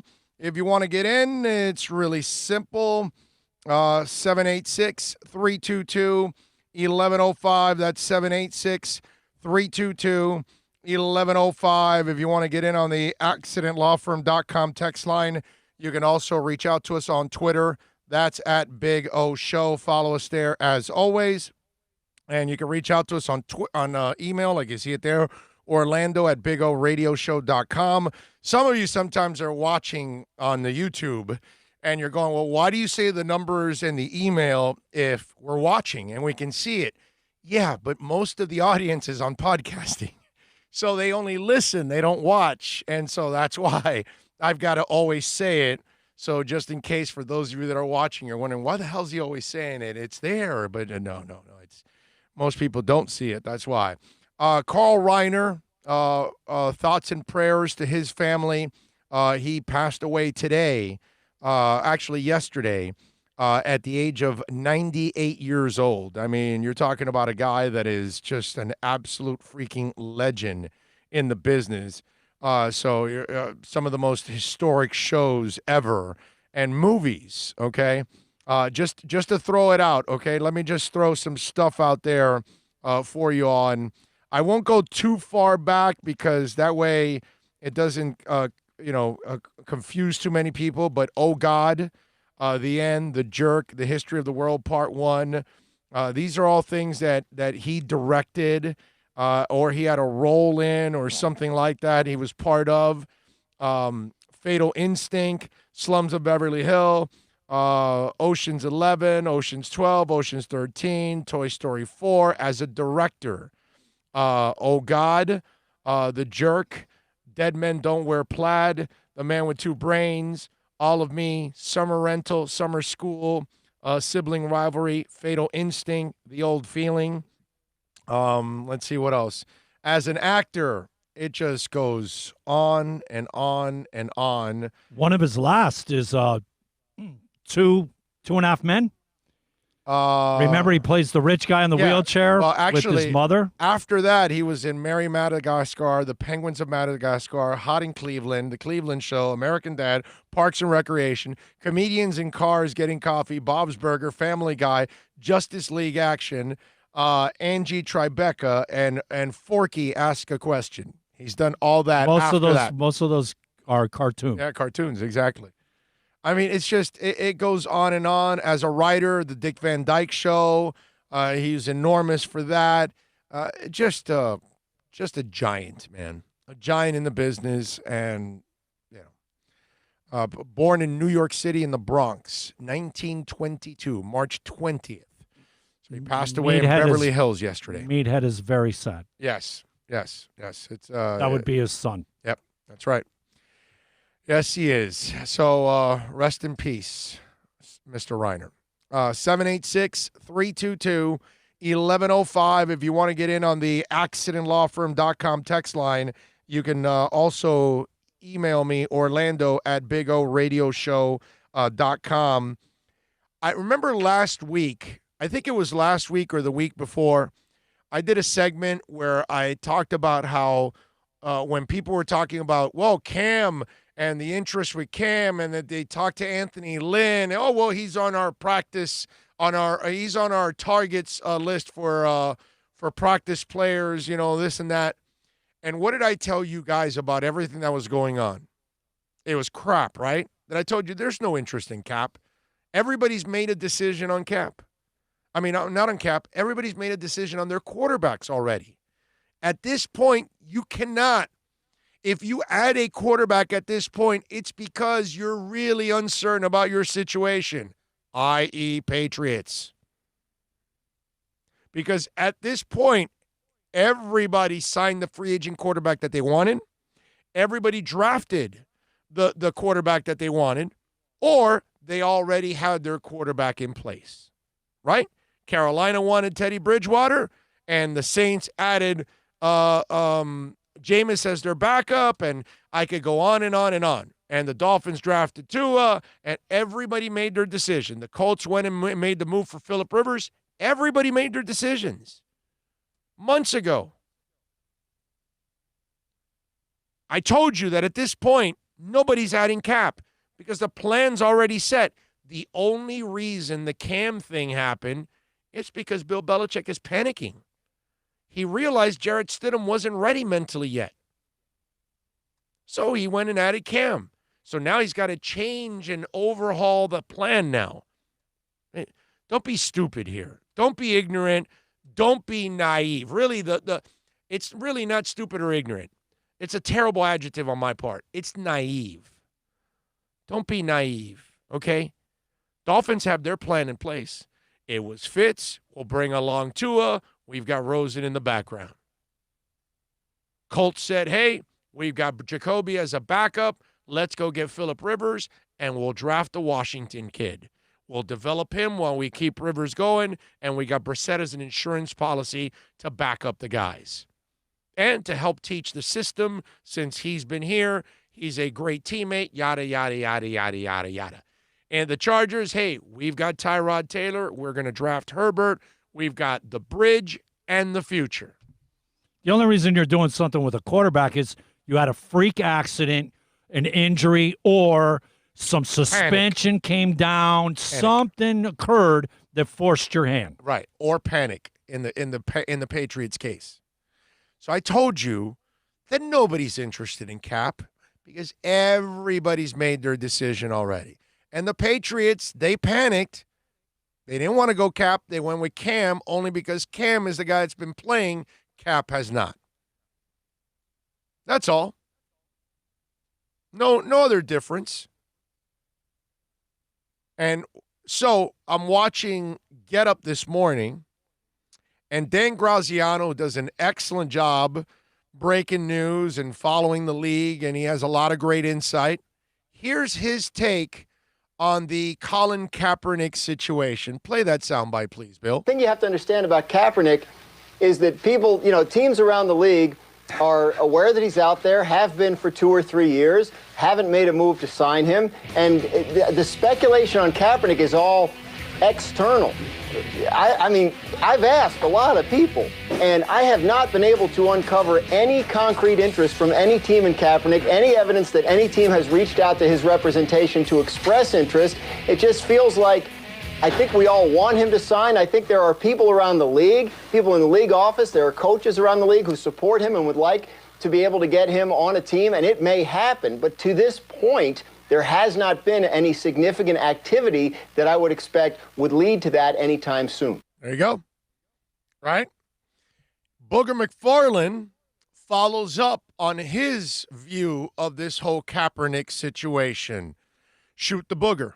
Should they, Greeny? Absolutely. Will they? I don't think so. And Dan Orlovsky makes a lot of astute points about the backup quarterback position and everything that's going on. And it would be a shame for a team to be on a playoff run and not have a capable backup quarterback. But Dan, I can go back the last 3 seasons and I can give you scenario after scenario that fits your criteria. Greeny, this comes down to the owner. Mm-hmm. Are the 31 owners plus the Green Bay Packers, is someone amongst the 32 going to sign off on bringing Colin Kaepernick into your building and everything that comes with him? And we all know it. We don't have to hash this out. All of a sudden, because of what's happened over the last several weeks in our country with Drew Brees, with Black Lives Matter, with George Floyd, all of a sudden this is being revisited because we think all of a sudden now the NFL is ready for Colin Kaepernick. Well, what happened the last 3 years? Haven't the owners been ready the last 3 years? No, they haven't. And that's the reason why he's not in this league. Dan is right. It has nothing to do with his ability. He can still play. Colin Kaepernick being in this league comes down to, are the owners going to sign off on him coming into their building? And if they do, there's a couple of opportunities. We've heard Seattle sniff around and maybe Pittsburgh and Tennessee. But if these owners don't sign off on it, Greeny, don't get it twisted. Everything that's happened the last 6 weeks in our country has changed the conversation. It's changed the movement. But the one thing it has not changed what's happened with the 31 owners in the Green Bay Packers, because we have not heard them come out and say that there is an opportunity for Colin Kaepernick in this league. Until I see that, I'll then believe he'll have a chance. But all this conversation about Kaepernick, this is something that we've created. There is no substantial evidence that says that Colin Kaepernick is now about to do that he hasn't done the last 3 years, which is get back in the NFL. I'll believe it when I see it. It took him about a week or two to catch up to our show here, but I guess everybody else has figured it out now. Well, we figured it out right from the get-go. It's like nobody's saying it's the stupid-ass stuff that media comes up with. Some media, of course. Some of us are level-headed in the media. But it's like they think that things are going to change right away and these people are going to change their ways. Coaches are set in their ways, and so is the front office. And there's a time and a place to make all your decisions and your plans. Everybody made their plans. The only team that is panicking is the Patriots. Again, the certain media members, certain fans, they want to hype up this move by the Patriots and not look at it for what it is. It's a team panicking, saying, yeah, our initial plan with the quarterback did not work. Yeah, no, we got to change. It's pretty bad.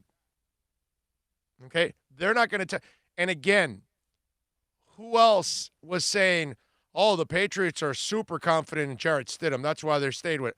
It was the media people making that up. They didn't know. They don't know. I'll tell you this. Let's have a little fun, because we like to do our homework on this show. We talk about it all the time, right? That we like to do our homework on the show. Well, there was an article written about Colin Kaepernick from WEEI. Okay, that's the Boston station, all right, that everybody tunes into there, and they do a great job overall, right, covering the team. But here's a reporter for WEEI, Ryan Hannibal, and it says, by all accounts, this was posted on the 26th of this month. We are in the 30th, correct? Today's 30. Okay, you're the math expert. I am not. I'm pretty good at basic math, but you're better than I am at everything. 26 minus 30 is how many days? 4. 4 days. Okay, I just want to confirm. I have trouble counting to 2. So it's 4 days. Okay? 4 days ago, this is the article. By all accounts, Jarrett Stidham will be given every opportunity to be the Patriots starting quarterback in 2020, Ryan Hannibal of WEEI reports. Stidham is joined in the quarterback's room by veterans Brian Hoyer, an undrafted rookie Jamar Smith, and Brian Lewerke. Of course, the Patriots were linked to many other quarterbacks in the offseason, Cam Newton, Andy Dalton, but yet they stuck with what they have. Appearing on Get Up this week, Adam Schefter explained how they show confidence in the Auburn product who was drafted in the 4th round a year ago. I think it shows they have a lot of confidence in Jarrett Stidham. And it doesn't preclude them from picking up a quarterback at some time before camp and bringing in another arm at some point, he said. Again, what they have said to you so far is this: we believe in Jarrett Stidham. And you heard David bring up Matt Castle. I would also bring up Jimmy Garoppolo. The year Tom Brady was suspended for 4 games and the Patriots went 3-1 without Tom Brady that year, they are used to some sort of thing. I think they relish this sort of challenge. The fact that Tom won't be there, it will be a different offense. It will be a different atmosphere. It will be different completely with one guy who has been so important to the franchise for 20 years. It is a whole new chapter. I think they love this. I think it's the part of them that looks forward to this. Yeah, they're not tanking. And yeah, I think they have a big expectation for Jarrett Stidham, and we will see whether or not they are valid at a time where, again, I keep coming back to economics of the business of sport, where after this year, the cap may be flat or potentially go down due to the pandemic. Look at the Patriots sitting there paying a second-year quarterback in Jarrett Stidham and Brian Hoyer a veteran minimum type of contract. They have no money invested basically in the quarterback position, and they will have flexibility if it doesn't go well to do what they want to do at some point. But for now, they will ride with Stidham, who I think they believe in. Now, you heard at the beginning of that whole comment by Schefter, where it says it doesn't preclude them from picking up a quarterback at some time before camp and bringing in another arm at that point. That's him covering his ass, okay? He does that all the time, where he'll throw something out but always cover himself with it. But the story from beginning to end is confidence in Jarrett Stidham. Confidence in Jarrett Stidham. And, of course, as a reporter, you will try, or as a talk show host, you will try to cover your ass by throwing the back end of it. So that way, if it happens, you threw it out there. You're unlike yours truly, that I'll just have my conviction and I'll go with it. And I'd rather be wrong on the conviction than use the whole, hey, yeah, but this could happen. And I told you, and I backed myself up. No. You can't play the fence on both sides. But here, you're not trying to play the fence. Here, they've been saying what they've been saying for 2 months now. Oh, the Patriots believe in Stidham. Well, apparently they don't. And that's why I told you, whether it was last week or the week before, I think it was last week, actually. I told you that this story, no, it was 2 weeks ago. This story was a bunch of crap. Okay? They're not going to sign Kaepernick. Nobody's signing Kaepernick. Guy's been out of football for 4 years. You're going to need 800 injuries before they sign him. And then they'll bring him in and give him a shot. That's what's going to happen. But if not, they're going to go Jameis Winston. They're going to go Teddy Bridgewater. They're going to go Cam Newton. They're going to go the guys that have been playing right now instead of the guy that hasn't played for 4 years. And remember, I one of the things I told you in that rant was you still bring him in, and even if he's not playing, you will have to answer his questions every day. How is Cap looking? Does Cap have a chance? Oh, you got an injury. Will Cap get in? How will you have a package for Cap? Will you, everything will be. Are you against Cap kneeling? Are you all of this? And you have to deal with all that. And he's not even playing. And that's the problem. It's the Tim Tebow effect.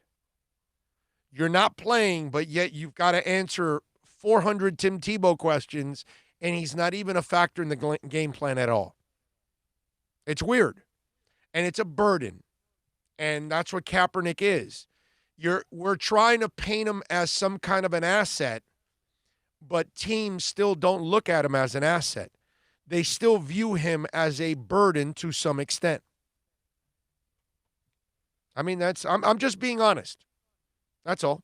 I'm just being honest with what's going on, and that's why he doesn't get a chance and won't get one.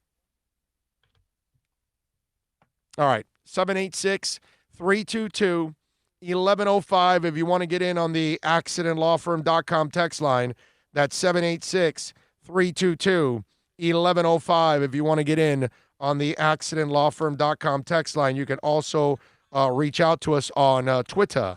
That's at Big O Show. Follow us there as always, because as you all know, that's a nice little 24-hour talk show that we got going on. A little music news for you. On this date, back in 1975, Cher married Greg Allman. They would separate, by the way, 9 days later. Very Kim Kardashian-esque, right? Well, she married 72 hours to the idiot that used to play for the Nets. What was the name of that bonehead? I forgot the name of that guy. The power forward. Anyway, back in 2000, Pearl Jam performed at a festival in Denmark. 9 people died and the crowd rushed the stage. Although the band stopped the show and asked people to back up, it was too late. The group referenced the incident in their song, Love Boat Captain, with the line, lost 9 friends, we'll never know. In 73, how about this? George Harrison knocked Paul McCartney from the top of the singles charts with his song, Give Me Love, Give Me Peace on Earth. It overtook the Wings hit, My Love. In 1986, on this date, Steve Winwood released Back in the High Life Again, which, by the way, Roll With It, Baby, all that. What a great album that is. That's just a fantastic album. Let's see, what else do we have in music news? I am a Hailstorm fan, and Lizzie was interviewed, and their last album was back in 2018, Vicious, which is an excellent album, man. I mean, they really knocked it out of the park with Vicious. So their follow-up now could be a double album, according to Lizzie Hale. The rocker recently released as much when she was talking about the large amount of music the group has written since the coronavirus curbed concerts and foreseeable future. The upcoming Hailstorm effort has been often discussed topic for members of the band. Last week, Joe Hotlinger, remember we told you about that, he described the group's new tunes as representing a different flavor, of Hailstorm in March. Hottinger also hinted the new music was sounding fresh and weird. But the idea that Hailstorm's next album could be a twofer was uttered by Hale in an interview with Consequence of Sound. When asked about the status of the forthcoming collection, the musician theorized that the band's surplus of songs could necessitate more than just one platter. We've been writing a lot, so there's a lot of new music at some point.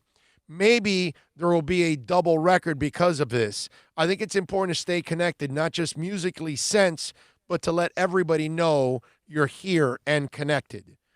So I love that. She says the funniest thing for us that since this pandemic started, we're busier now than maybe we would have been.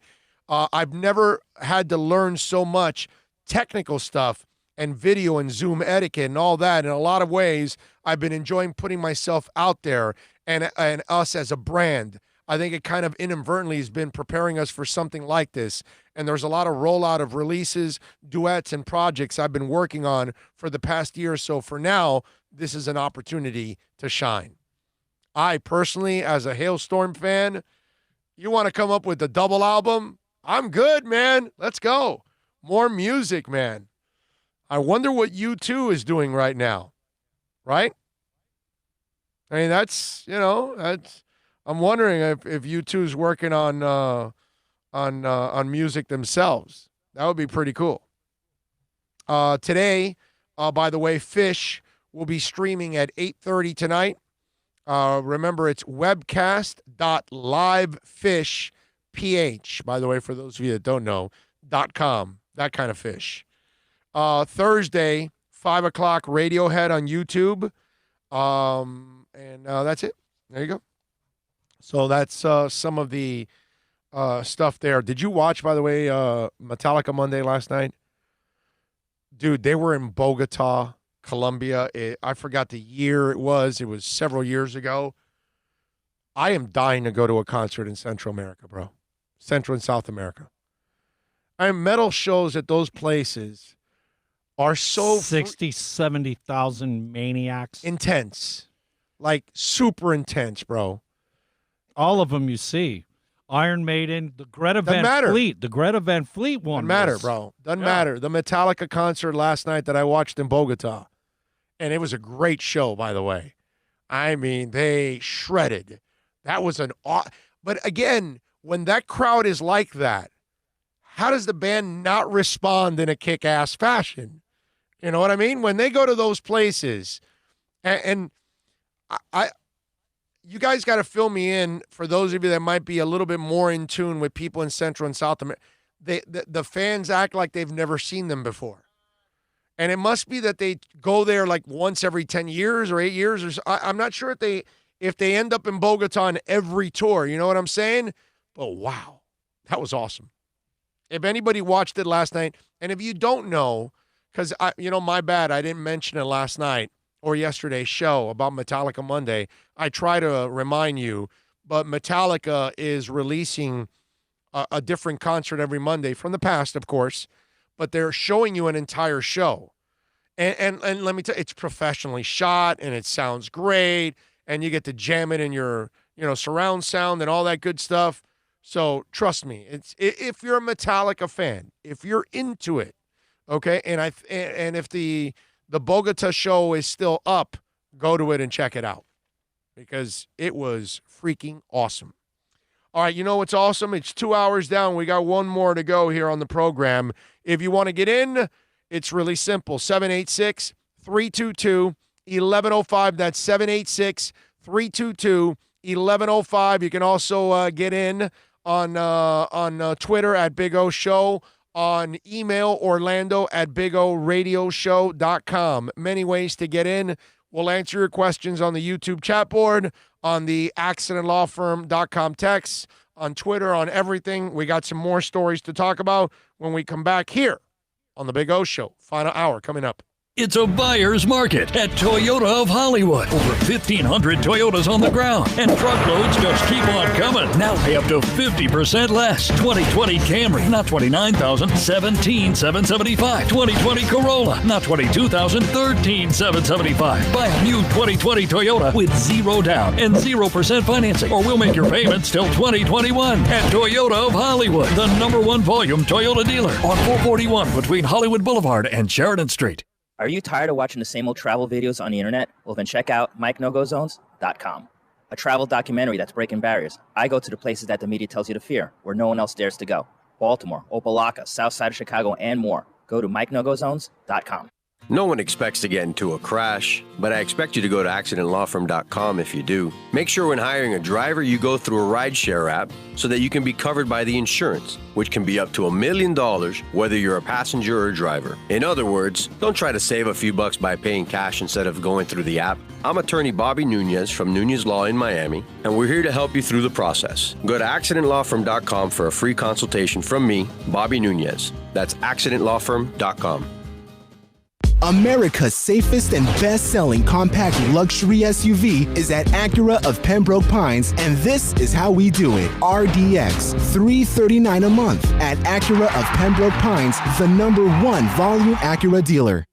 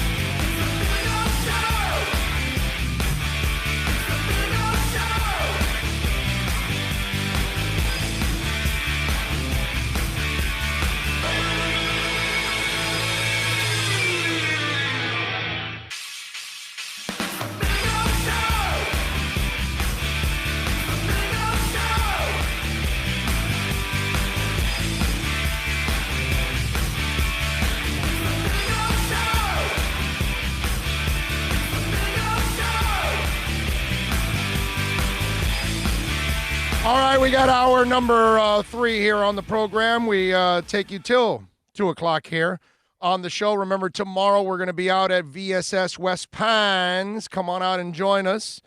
Let's see what we got here. Dougie Fresh says Wade Boggs and Cal Jr. had sweet swings as well. Wade Boggs did. That's a really good one. Wade Boggs had a really sweet swing, man. Cal Jr. did too. I won't call it as majestic, but Wade's a pretty good one. That's a pretty good one. There's a dude also that was one, man, that eye, bro. That guy can hit. He can hit, bro. Wow. Him and Matty Lee at that time were probably the 2 best hitters in the American League. No doubt. No doubt. No doubt. Yeah. Well, Edgar was there too, right? During that time? Edgar came Seattle? just a little bit. Yeah, but he was young. I mean, Edgar took over after both of them. But he was strived. But wasn't he there at the same time? He was there, yeah. Probably crossed over 90s, a little bit. Yeah. Yeah, because those guys. You know who I loved, man? I loved Vladimir Guerrero. Oh, yeah. The Impaler. No gloves. No gloves. And you know, his son doesn't wear gloves either. Oh, he's like his dad? Yeah. That's awesome. Yeah. RVA in Richmond says, I leave, what is it? Leaves in Redskins country isn't as strange. He brought Cam back up with him, Eric Allen. Big O leaves in Redskins country isn't strange, but he brought Cam back up with Eric Allen. Okay. Kind of confusing me what you're saying, but I think you're kind of saying the same thing I did about bringing the other kid, not him, instead there. Congratulations, and I know he's no longer with us, but the late Bill Arnsparger, along with associate head coach from Houston, Romeo Crennel, have won the Paul Dr. Z. Zimmerman Award for Professional Football Writers of America. The AP reports Arnsparger was behind Miami's no-name defense and Killer Bees. He helped 3 different franchises to the Super Bowl. Crennel, in his 38th season in the NFL as a coach, has been on the staff of 5 Super Bowl champion teams. They are 15th and 16th recipients of the Dr. Z Award, which was started by PFWA, the Pro Football Writers of America, in 2014 to recognize lifetime achievements among assistant coaches.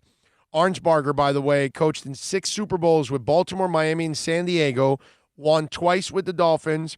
Crennel coached 2 Super Bowls with the Giants and 4 with the Patriots, with 5 championships. Other nominees were longtime Pittsburgh Steelers running backs coach Dick Hoke, current Las Vegas Raiders defensive line coach Rod Marinelli, late defensive line coach Bob McKittrick, late defensive coordinator Floyd Peters, late defensive coordinator Buddy Ryan, and current San Francisco 49ers running back coach Bobby Turner. I am kind of surprised. I guess Buddy Ryan was such a jerk, but man, his defense was so legendary, and that 4-6, you would figure that a guy like Buddy would make it there. Now, I'm happy for Arnsparger. Obviously, those of us that are, old Dolphin fans, he means a lot to us, man. When we talk about No Name and Killer Bees, that dude was the man. I mean, it was just one of those key guys that was around Shula all the time. And Dr. Z, Paul Zimmerman was an interesting character. I got to know the late Dr. Z. I forgot how long ago it is that he passed away, but he was kind of one of the legends in our business and writing. And I was early on in my career, and Dr. Z would come to town, I don't know, about 3-4 times a year. He would come down and cover the Dolphins. Usually for training camp, he was here at one point or another. And I always kind of made it a thing to kind of, talk to him a little bit, pick his brain, because obviously I knew what kind of a legend that guy is in our business. You know what I mean? And when you're coming up in this business, you want to meet as many people, like anything. I don't care if you're a lawyer. I don't care if you're a politician. I don't care if you're a teacher. You want to lean on people that have been at it for a long time and try to pick their brains on what to do and all that. And if there's something that I remember about Dr. Z, is, at least with me, I can't speak with anybody else, but I'm sure he was like that with other young guys out there coming up in the business that ever tried to, get to know. He was super cool, man. Super cool, always willing to talk to you, always willing to share experiences with you. Kind of guide you as a young reporter, and listening to what he's doing and what he's saying and all of that. And it was a really cool thing for me personally, just to get to know Dr. Z. And listen, he did a lot of good things. And like all of us, we have our moments where we didn't make the right prediction. He wasn't a big fan of actually Marino going to Miami.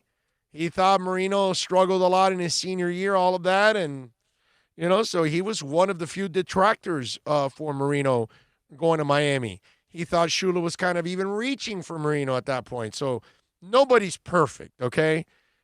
Just in case. I just want to make sure I throw that out there, because some people may not know Dr. Z, and if they look it up, maybe they'll find, certain interviews or all that, and maybe you'll find his Marino prediction, because it's pretty famous back in the day.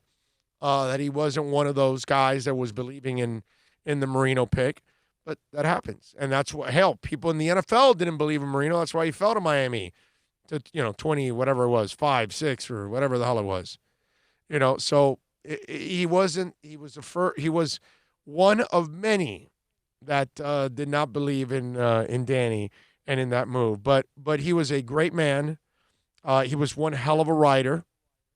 I know that those of you that followed Sports Illustrated, you followed a lot of what Dr. Z wrote, and probably looking forward to it.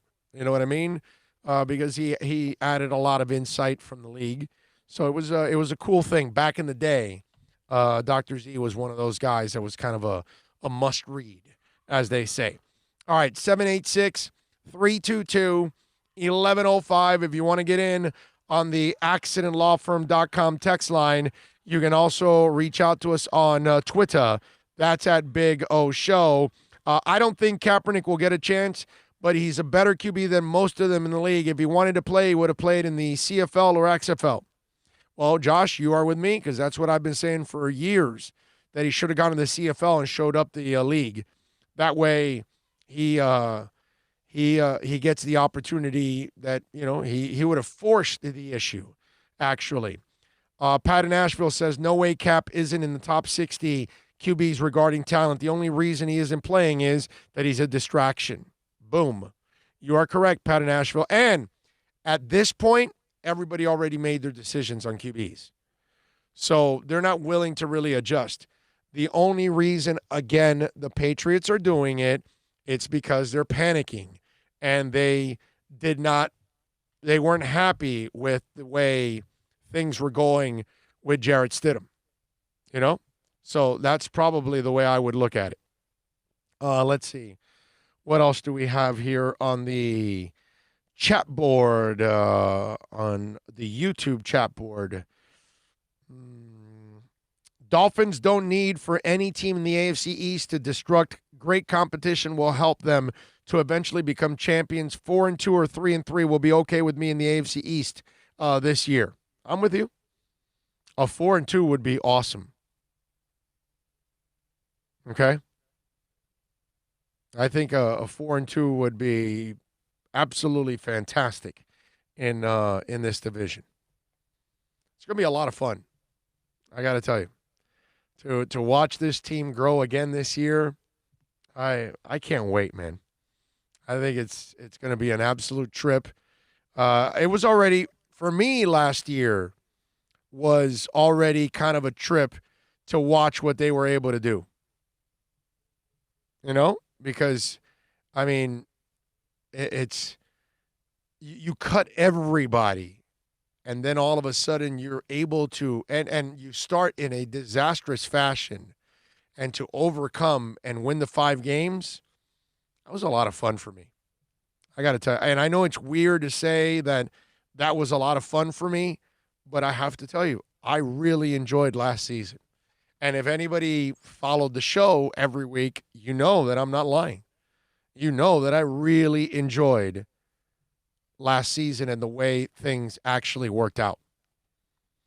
Cam Newton, by the way, going to New England has raised a bunch of hopes in different areas.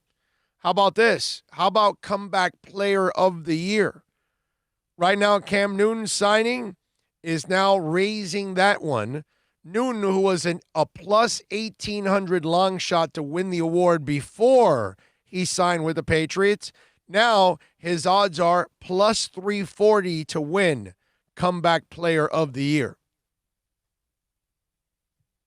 So Ben Roethlisberger is the other player that people are talking about, and I would give Ben Roethlisberger the nod over Cam Newton as comeback player of the year, because all Big Ben needs is for his arm to hold up. That's it. It's not like he can play the position. I don't know who else. I was thinking of Todd Gurley because he wasn't great last year and the whole knee thing, and he signed a one-year deal, a prove-it type deal with Atlanta for $5 million. Maybe he does bounce back, which I don't think so. I think his knee is shot. I think he is what he is. But I'm just saying, I'm just throwing it out there, right? Comeback player of the year. Who else could it be? So Cam and Big Ben are probably the top guys. A.J. Green might be the other, but he really doesn't have a great quarterback. Now, if Joe Burrow actually ends up starting and really doing something and looking good, then maybe A.J. Green has a shot at comeback player of the year. That's another guy. Can you think of anybody else outside of A.J. Green, Big Ben, Cam? I mentioned one more guy that's kind of a little bit of a wild card. Oh, Todd Gurley. Little bit. And I still don't. Because of their positions, those would be the guys. Right? I'm trying to Quarterbacks, running backs, I'm trying to think of somebody else that either had an incredibly down year or was injured last year and out that is coming back this year and has a shot at making comeback player of the year. Maybe one of the knuckleheads from Dallas that are coming back from suspensions. One of the knuckleheads in Cleveland. I mean, what do you mean, like Odell Beckham? Baker or Odell. Yeah, there's a bunch of them. Baker's a good one, actually. I mean, Odell did have 1,000 yards last year, only 3 touchdowns. But you're right. I mean, if he does score 10 or 12 touchdowns, it would be a comeback. He has 1,600 yards. Well, it'll come with all those touchdowns. Yeah, but Baker's better. I like that one because he sucked. Well, we had expectations off his rookie year. Right. And then to fall flat on his face. I think Baker's a really good one. Yeah, but really good one. Do you really expect anything from that group? No. I don't expect anything from Todd Gurley. I think his knee is done. But I'm just saying, if somehow or another he comes up with the Bernard King type of, he's back in his he's back in his backyard. He's I'm back sorry home. for you youngins out there, but Bernard King tore his knee in a day where you couldn't fix knees, and they fixed it good enough that he came back and had a year for the Knicks. Like people freaked out, and he could never do it again because that must have been all just adrenaline and drive and whatever it was that carried him through that year. But I love the Baker one. I think the Baker one is a legitimate one that can be called a comeback player of the year if he goes out and balls out. Yeah, not that I expect it. I was going to say. Just saying. But I got to throw it out there because it could happen. You know, what the hell? I could be wrong. I was never a Baker believer as it is. You know what's another component that keeps me from thinking that? Look at the division they're in. You know, well, but Pittsburgh's got their quarterback back now. That's what I'm saying. Look at the division. He's going 4 games up against Baltimore and Pittsburgh. Yeah, those are losses. You know, although they beat Baltimore one of the 2 last year. You know what, man? It was like a freakish. That is like I say, when you got interdivisional games, man, you throw the record out. I remember, back in the Dolphins, day, the Raiders won a Super Bowl that they lost 2 games to a team that had only won 2 games, interdivisional. Seattle beat they couldn't beat anybody else, but they beat the Super Bowl champs twice. That is the perfect example of that interdivisional thing, man. You throw the record out. Yeah, no, the Dolphins can be terrible. Even like last year, they went and beat New England in New England, dude, which I would have never guessed that game. And knowing that New England needed it badly for the bye week, I never saw that coming. Dude. We've played the Patriots always, even most seasons. That's why, look, it's crazy. I don't hate Brady with my Dolphins the way I hate Aaron Rodgers with my Bears, because Aaron Rodgers has beaten the Bears 21 out of 24 times. He owns the Bears. Right. Brady does not own my Dolphins. He does not. Right. Yeah, I know. No, you're right. You're right. He has a winning record, but he doesn't own them. You're right. You're right. That's a legitimate point right there. 786-322-1105 if you want to get in on the accidentlawfirm.com text line. You can also reach out to me on Twitter. That's at Big O Show. So he's got the odds to win comeback player of the year. We'll see if he's able to capture it. One guy that is believing that he maybe possibly can win it is Deion Branch, actually. Do we have Deion Branch sound there? Deion Branch was asked, and remember, Deion Branch is a guy that won Super Bowl MVP, then got casted out from New England, went to Seattle, signed a free agent contract, a big contract, never lived up to that contract, was an absolute failure with that contract, then came back to New England and played well for a year because he knew the system, they knew him, they knew how to use him, but he was never really a great player or justified his draft pick or anything like that. But Deion has the experience of going to the Patriots, leaving the Patriots, coming back to the Patriots, and seeing the effect it has on a player. Well, Cam Newton's never been to the Patriots, but Deion Branch feels that he's going to get the impact from the Patriots. It was a very thoughtful move. You can see that as a Bill Belichick move. Coach really sitting back, processing everything. You know, I'm pretty sure he's analyzing the team and seeing where the team is at.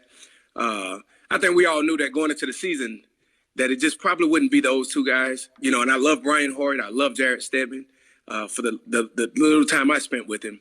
And I'm sure the guys on the team, they enjoy and know that he can possibly lead the team. But just to bring in another guy for some insurance is the most important thing. You take Cam Newton, man. Let's just talk about it. You talking about one of the reigning MVPs. You know, and a lot of people looking at Cam and knocking Cam for what happened last year. He was injured pretty much most of the season, pretty much all the season. But what about the 4 years prior to that? You know, coming off the MVP in 2015, and then what happened in 16, 17, 18. Cam has some good numbers. And if he can just produce that, man, this will be a great situation, one of those low-risk, high-reward situations. So I like the move. I foresee I could have seen that, you know, but it was just all about the process that, you know, the Coach Belichick and the organization goes through. So Deion Branch thinks he's going to have big-time success there. We'll see. We'll see. I'm not one, but I just think it's one of those where you just lean on the history and you say, okay, well, the history, I think the history is going to change. I think that they're not going to have the kind of success that they've had in the past, and I don't believe that this guy is going to have the kind of success with the Patriots. In fact, I think Cam is going to struggle to play his game and stay healthy in the NFL. I really do. I really do. Now, let's talk a little bit about the stupid department, since we always have people that are part of the stupid department. Christian Jones. Now, this is not Chris Jones from the Chiefs. This is Kristen Jones, who plays for the Saskatchewan Roughriders in the CFL. The former Alabama wide receiver is now jobless. He was cut by the Edmonton Eskimos now, okay? Over the weekend, I'm sorry I said Saskatchewan, Edmonton Eskimos. Over the weekend. Why? Because he had homophobic tweets. 27-year-old fired off intolerant words on social media on Saturday, writing in one, "Man ain't supposed to be with a man. A woman is not supposed to be with another woman." And then he doubled down several times on the comments as he faced backlash. He says, hey, if they're trying to, you're trying to get me fired now, a black man giving his opinion on Twitter is sickening for many. People understand that I don't care about getting fired, standing on what I stand on. An opinion is obligated. Won't be changing how I feel anytime soon. I love although I respect those who respect me, and those who hate, I still show love. Stand on what I said forever. I'm going to keep it real. Man ain't supposed to be with man. A woman ain't supposed to be with another woman. That's me, though. Live life with safety. So, obviously, the Eskimos fired off a statement, said, "We stand by the LGBT community and firmly condemn the language used by Christian Jones. There is no place for such commentary on our team. Jones has been released from the roster." The CFL, by the way, itself also blasted Jones in a statement saying, "There is no place in our league for commentary that disparages people on the basis of their religion, race, gender, or sexual orientation." As Pride Month continues, we stand with the LGBTQ community. We all need to say no to hate and yes to love.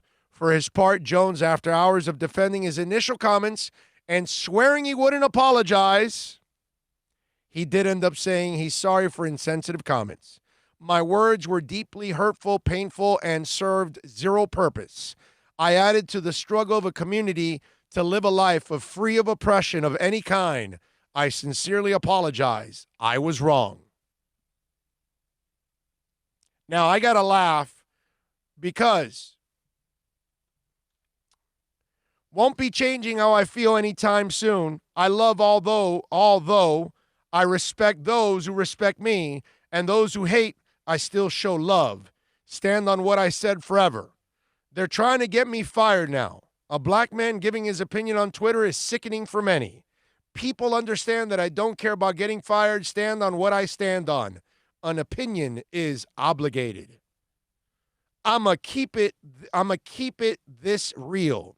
Man ain't supposed to be with a man. A woman is not supposed to be with another woman. That's me, though. Live life with safety. You saw how all of that was scripted, worded, put together, thought out. Again, I will read. My words were deeply hurtful, painful, and served zero purpose. I added to the struggle of a community to live a life free of oppression of any kind. I sincerely apologize. I was wrong. Yeah, and you also didn't write that.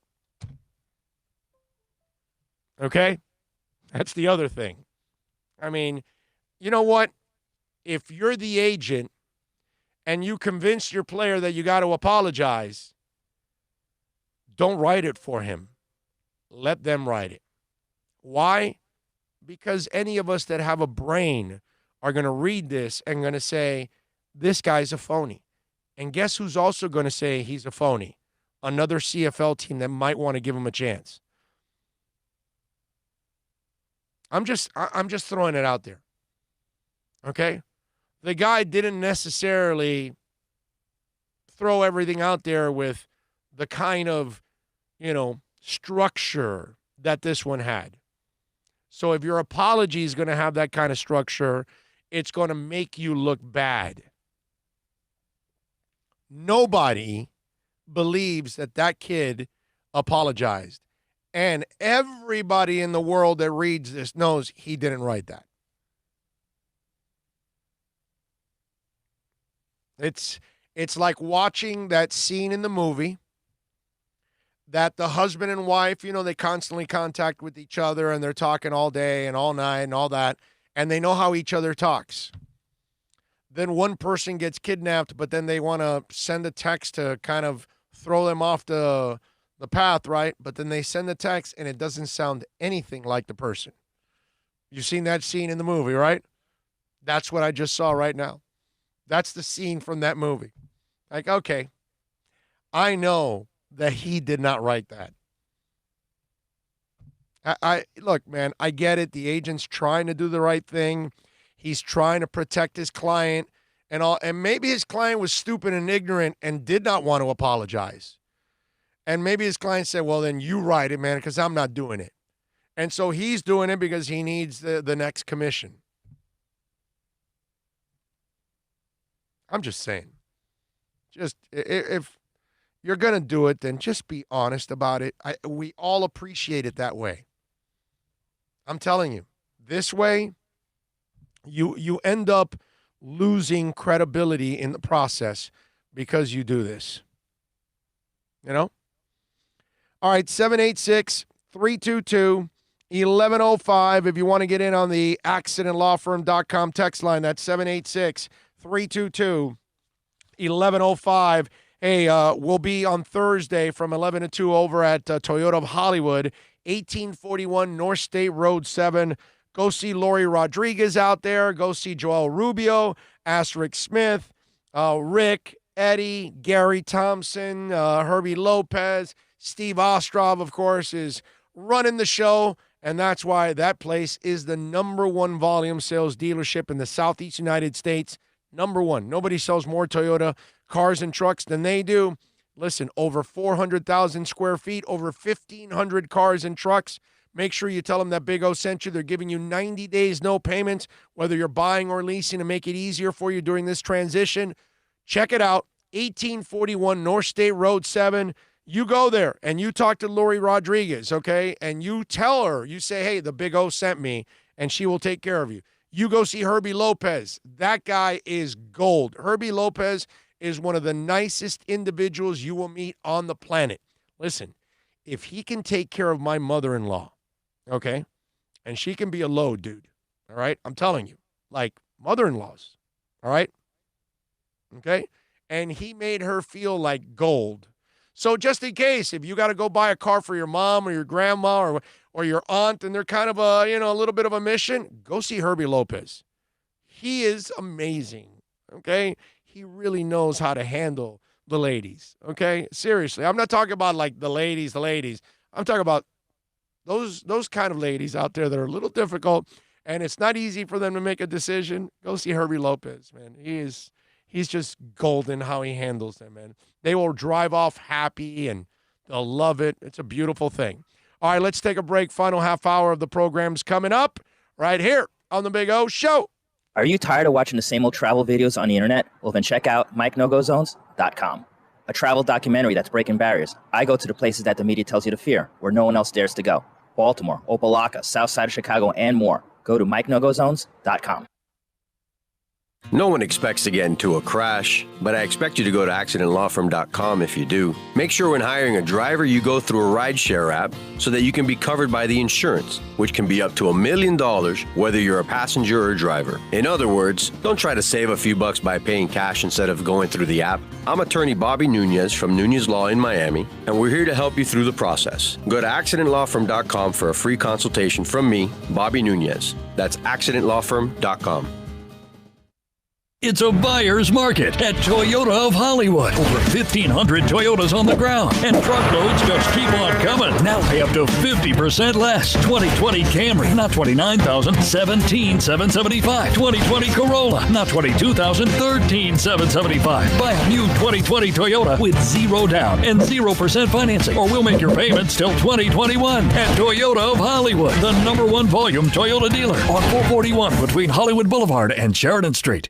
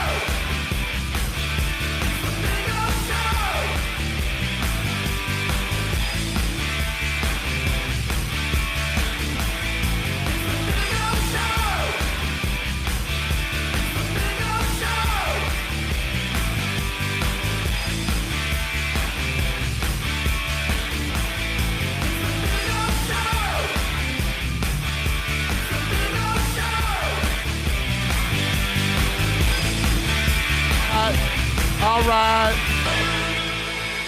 Bill is really happy today. Got a couple of presents today.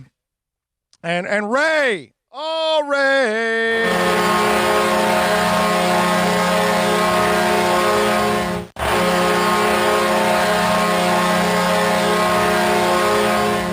Thank you, Ray, chiming in on the super chat.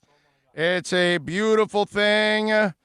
Let's see. Well, Bill is happy. Show them what I got, bro. Says, love my Big O show. Nice classic Warriors movie shirt. Thank you, sir. Thank you. Well, Bill is happy because I got him a couple of masks. And so he is going to be styling a Pink Floyd mask. See? Pretty cool, right? There you go. And he's also going to be styling a Van Halen mask. There you go. Eddie. Yeah, baby. A little Eddie. Eddie. You see? What can I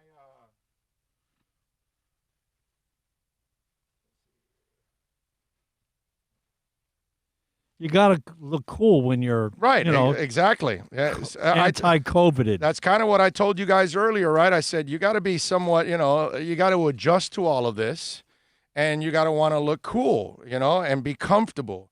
And one of the things that I've realized since we do 4 live shows, 4 remotes every week, so we're at places, and now you got to wear the mask, right? And everywhere you go, so I got to create the ones that you can actually talk at the same time and do the show. So this is actually a really good test to see if I can actually talk and do this one. So here you go. How about that? How does it sound? Do I sound all right? Sound normal, man. I sound normal? Pretty much. How's it look? It looks awesome. Huh? There you go. A little crew. I got a little motley crew. So I got a couple of these. And actually, I got one for Jose tomorrow at VSS West Pines. I'm going to surprise him with one. But these are cool because you can actually hang them. If you want to go a little higher over by the ears, you can do that. And it gives you space between your mouth and the thing and this. So you and it drapes down. So, it's actually pretty cool, man. And you got, yeah, man. There you go. So, and this allows me to still do the show.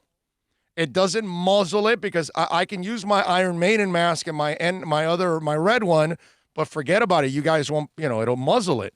This way, I can actually do it, protect myself, protect others, obviously, very important, and still do the show and be legit. What do you think about that? How about that? Ray says, nice sound, perfect, not muffled. I guess we're more barbaric than ever. Sad. I don't know what that means. Why are we barbaric?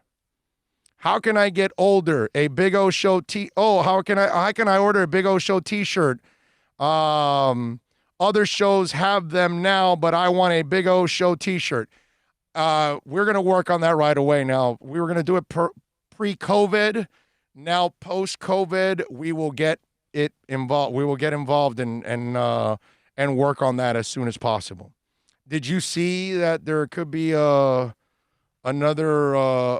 swine flu developing? Yeah, you sent that to me yesterday, and right after that, it was all over the news. Right. NBC, CNN, ABC, bada bing, everybody. Yeah, that's why this is something that you may have to live with for a little while now.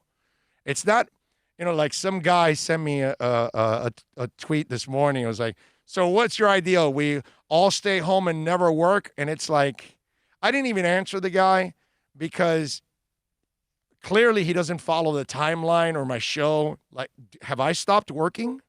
Have we stopped working? We haven't missed a day from this. Exactly. And I wouldn't tell others not to work. What do I keep saying to everybody? Just be safe, dude. Go out and do whatever you've got to do because it's one of those things but you got to do it safely. Don't go hanging around with a whole bunch of other people without a damn mask. Wear the mask. That's all. This isn't the end of the world wearing a mask. I don't get it. I really don't. So, for those of you that don't know, there's now, listen to this, and China again, a brand new strain of swine flu is discovered in China reportedly. It has the potential to become a pandemic in humans. The new virus, G4EA H1N1, is being carried by pigs. The initial infection has been found in people who work in slaughterhouses and the swine industry. The BBC reported that researchers are concerned that it could mutate further so it can spread easily from person to person and trigger a global outbreak. While it's not an immediate problem, they say it has all the hallmarks of being highly adapted to affect humans and needs close monitoring. And again, in China. I got to tell you, man, it really is ridiculous. So this passes the test then. So it's good. I was totally acceptable. Yeah. No, I was really concerned because, and I got a couple of these because I wanted to make sure that it wasn't going to affect the sound. Right. That's exactly. I mean, and plus the ones we got from Jose passed that test. Plus, these are much the more comfortable ones to talk. Oh yeah. You know what I mean? The other one has a tendency to get in your mouth. Yeah. This one doesn't, bro. Yeah. It drapes. It you know what it is? Pretty it's cool. the slit in the back that allows it to just hang. It's not, wrapped around the back of your head and just squeezing. Right. Right. So let's see what I got here. Here's another one that we're going to whip out. Ready?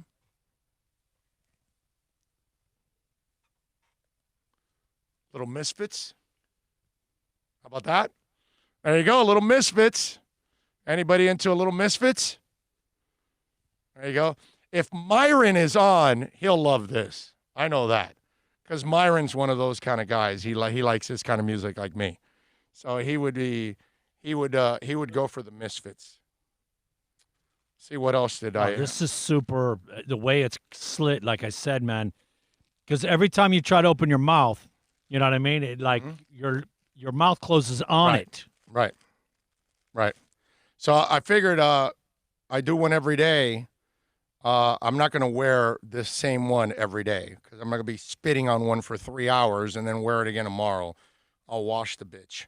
So how about that one now?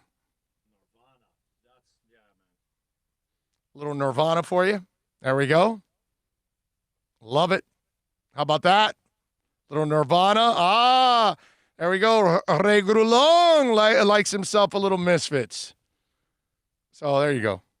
You probably have the nicer ones, by the way. I would say that out of this group, you got the nicer ones. I mean, the Motley Crue's awesome. Yeah. It is. But I love the Pink Floyd one. Oh, well, The Wall, man. That is awesome. That's for go. David Gilmour, not, that guy. Yeah. And so if you need, now I have all three. The one that's, is like it's like a sock and it grips your neck and everything. I have that one. I wore that one last week when we were at VSS West Pines. I have the N99 masks and now these. And these, what are these things called? What's the exact name of this?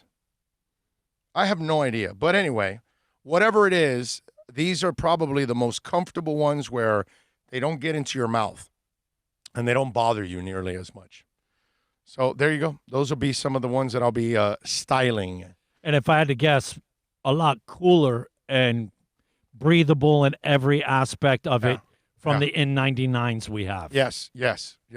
And this material probably protects you a little bit more than the one that's a sock that wraps around your, like the one that one's a little thinner. This one protects a lot more. You can feel it. I mean, you can feel it. You can sense it. Anyway, let's see. Now it smells like teen COVID. Okay. Turn the lights out. Is it dangerous? Damn, you know me. That Misfit mask is really nice. Plus, they look comfortable. They are. You can get them. Go to Amazon, by the way. You can get them on Amazon. If you want to find them, go to Amazon and look for them. They've got them there, and you can order them. What kind of a weight did you have? Because that's been one of the biggest issues with trying to get any of this stuff. That took this one. These took. I'm not talking to you, bitch. Shut up. She just wants her daily chime in, man. Damn, bro, this watch is so intrusive. Leave me alone. What were you saying? How long did it take about for a you week. to That's it? Yeah, about a week. Nice. Yeah. Wasn't bad. Most of this stuff is months. Yeah, well, actually, I ordered something for you that has taken a while now. It's disturbing how long it's taken. You know? Pain in the ass. Is it safe to assume it's coming from China? Yeah. Yeah. These must have been here in the States already when I ordered them. I have, a couple things that I've ordered for my car. It's just, since they're coming from China, it takes forever to get anything from China, dude. Wow, it's a pain in the ass. Almost like dealing like more swine flu. Damn. Seriously. I'm telling you. You're going to have to deal with more now swine flu's next. That's just terrible in every way, shape, and form, dude. Honestly, the WHO, the World Health Organization, needs to go over there and tell them to eliminate these wet markets. This animal and food and all these virus, all these things generate and the government originate from there. The government has to stop that. No, but they need the United Nations. Yeah, but they can't one make of those any laws. They need to put pressure. If you don't do this, then you need to be isolated and aren't those people done. aren't them in China in bed together anyways as it is? Oh yeah. Okay, so then but they're not going to go after the people they protect. You know what I mean? I mean, we're in this mess. They should be protecting us. We're the ones that paid most of the money for the WHO. I'm them more. not a Trump guy, but I love how he slams China.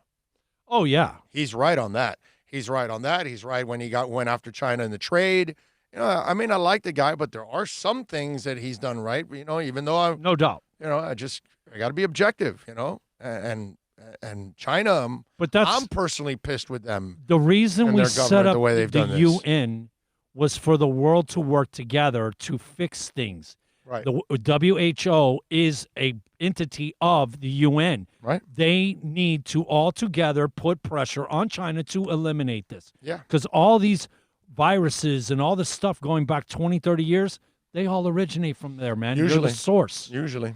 Jesse in Minneapolis says, Orlando, I'm tired of scripted and false apologies. I'm with you. But you get exposed. So Christian Jones, you know, anybody with the brain reads it, and you'll know right away that that's not the guy writing it. Because, dude, we see how you write. Okay? You don't write like that. So don't.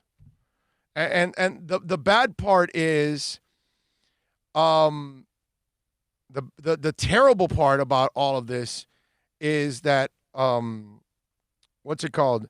You're trying to do the right thing and you're really setting up your client for even more failure because it makes him look like a phony in that sense. And he is, because he really isn't apologizing. You know that I know it's not a big story on our end here, but JT Realmuto still doesn't have a new contract yet in the Phillies. The Phillies now, because of COVID and because of everything that's gone on with baseball and how it's going to affect them monetarily, and the Phillies have money, but they on Monday they addressed it, and he is probably the best catcher in baseball right now. It says Baseball Reference credited him with 4.5 wins above replacements thanks to outstanding defense and solid base running, 820 OPS, 25 homers, 83 RBIs. It would seem like a no-brainer that the Phillies would make him an offer. Well, the club has no immediate replacements. However, the novel coronavirus pandemic has hurt the team's bottom line. The shockwaves will be felt by players entering free agency and attempting to negotiate contract extensions as teams are likely to tighten the purse strings even more than they have been. John Clark reports from NBC Sports in Philadelphia, the landscape we felt in March was different than the landscape we have now, and we have to see how it manifests itself. We still love the player and want to have him for the long haul, but there's a lot of uncertainty right now. We need to factor it in. That's Matt Klentak, the GM for the Phillies. And it's interesting how this whole COVID thing is going. Baseball was already headed down a path that, you know, I know a lot of people don't see it because They just look at the TV contracts that they currently have, but you can see that the interest is going down. The money is obviously from fans and all that. It's less money coming in. And so eventually the TV deals are going to then start to dry up and they're going to get less money. And they know that that's what's coming. That's why the talk of trimming the minor leagues, this was talked about a year ago, not now. And now with the pandemic, it has probably accelerated all of this. And not only has it accelerated it, it has put it to a point that maybe now what a lot of teams thought they were going to have for money for next year for competing, they'll have less now. So it'll become an even bigger problem for baseball. COVID-19 has affected everybody in the world pretty much, one way or another. Of course, there's a percentage of people that are still going to make money and still enjoying good times, and all, but it's a small percentage. And they're probably filthy rich and whatever. But most of us and most businesses have pretty much suffered badly because of this thing. It's amazing. It really is. Let's see. What do we have here? The UN fixes nothing. They only exist to do economic warfare through sanctions now, basically. China is dangerous as F. They are being extremely aggressive to all their neighbors, but then again, so are we. There you go. What are you going to do? Hey, I just ordered my Miami Dolphins mask with the old logo. Where's yours?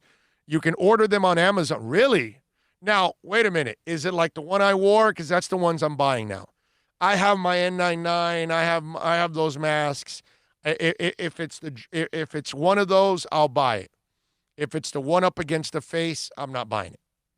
But I would like a Dolphin one with the old logo. I did not know. Every time I see one, I see the stinking new logo on it. I hate it. Can't stand that logo, dude. Yeah, dude. I know, seriously, I'm not joking. I hate that logo with a freaking passion. It's just one of those where I just want nothing to do with that stinking logo. So I would like to, as long as it has if it's one of those. By the way, did I get another one? I have one more, by the way. What's next? I have one more. I have one more in the pile. The other one I have there is for Jose.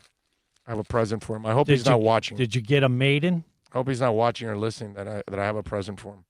Because he watches and listens to the show all the time. No, I did not. They didn't have a maiden. Hold on. So, but I did. This one is nice. This one competes with yours, actually.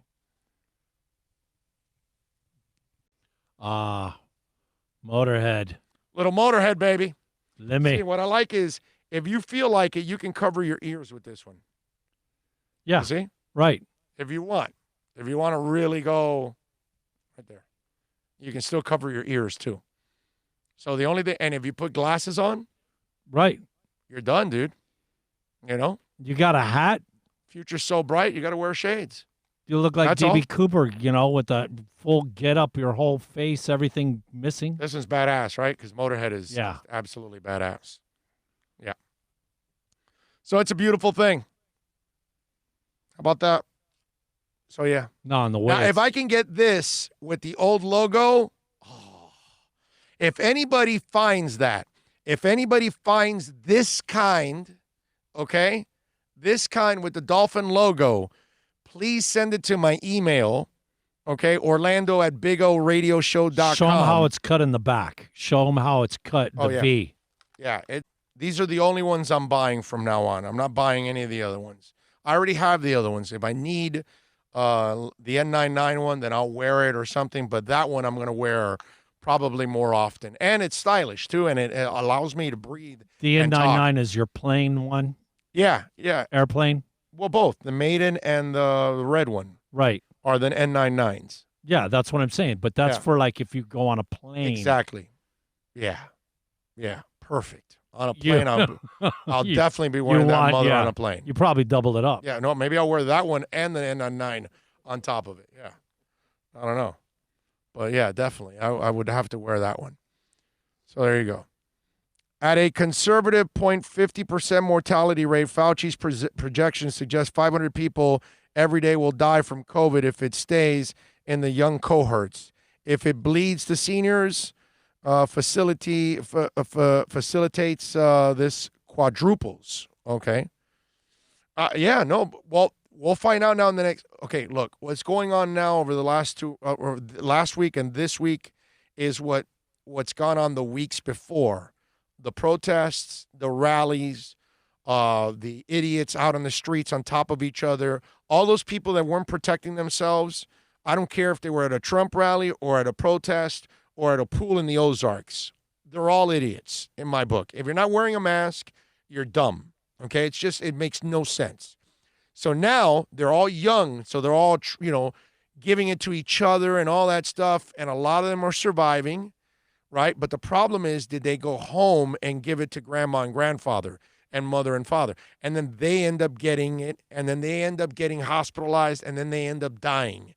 So in another week or two, if you start to see the death rate go up, it's because the young people affected the older people. And they got to me, and they got to people like me. You know what I mean? So that's kind of the vicious cycle that we're in. First, it's exposure. Then we get hospitalizations, effects, all of that. And then did you transmit it to people that it really affects? And then that affects the death rate. Because remember, when the death rate was brutal, a lot of older people were dying. So now we have less old people dying because we're trying to stay away from old people. Old people like us are trying to stay away from other people. That's kind of the trick in all of this. And wear your mask whenever you are around somebody, you know what I mean, that you don't know or whatever, that kind of stuff. So that's the trick to all of this. And we're going to find out now in the next couple of weeks, if you see the death rate go up, it's terrible. If the death rate doesn't go up, the only thing we can hope for now is that we start to get less cases. But if the cases continue, what you worry about is hospitalizations. And we're not at a bad level right now in South Florida, unlike Houston. But we don't want to get there. So we'll see. Time, ladies and gentlemen, time. The more people that have this, the longer it hangs around, the longer we have to deal with this. That's right, because they'll keep passing it on. It just stays and lingers. It doesn't go away. Right. And we have to minimize it drastically. Let's see. Biden is no world beater, but he will spend in time thinking. Thinking about what? How much of that brain is left? I don't know. We're screwed either way. Okay? I'm sorry. Republicans and Democrats can't come up with one good candidate. So it doesn't matter to me. I love hearing from Democrats that are dying to get the Republican out, and the Republicans are dying. They can't stand to get a Democrat in there. Neither one has a damn good candidate. Okay, so, and I get it. Both sides might think they have the lesser of the two evils or whatever. Either way, we're all screwed. Okay, that's all. It's pretty simple. All right, let's wrap it up here on the program. We thank Bill and Philippe, as always, getting it done on the audio and video side. We thank, of course, our super chatters, DraftKings, FanDuel, GPP Central, Richard McLean, and Ray Grulon. Oh, wow. Recent research has shown super chat makes no sense. Yeah, you're getting focused on all the wrong sort of details here. You need to forget about all the normal rules that apply in society. Wasted no time. Super chat. I thought it was really, really, really, really, really cool. You should all be very proud of yourself. I have no response. Super chat. That was perfect. Yeah, baby. Yeah, let's do it. Crank it. Batteries out?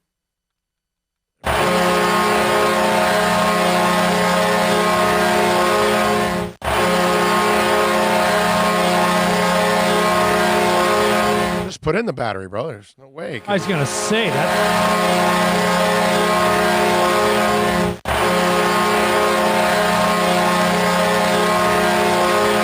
All right, folks, we will see you tomorrow. Thanks to all of you downloading, watching, super chatting, emailing, tweeting, however it is. Tomorrow, VSS West Pines.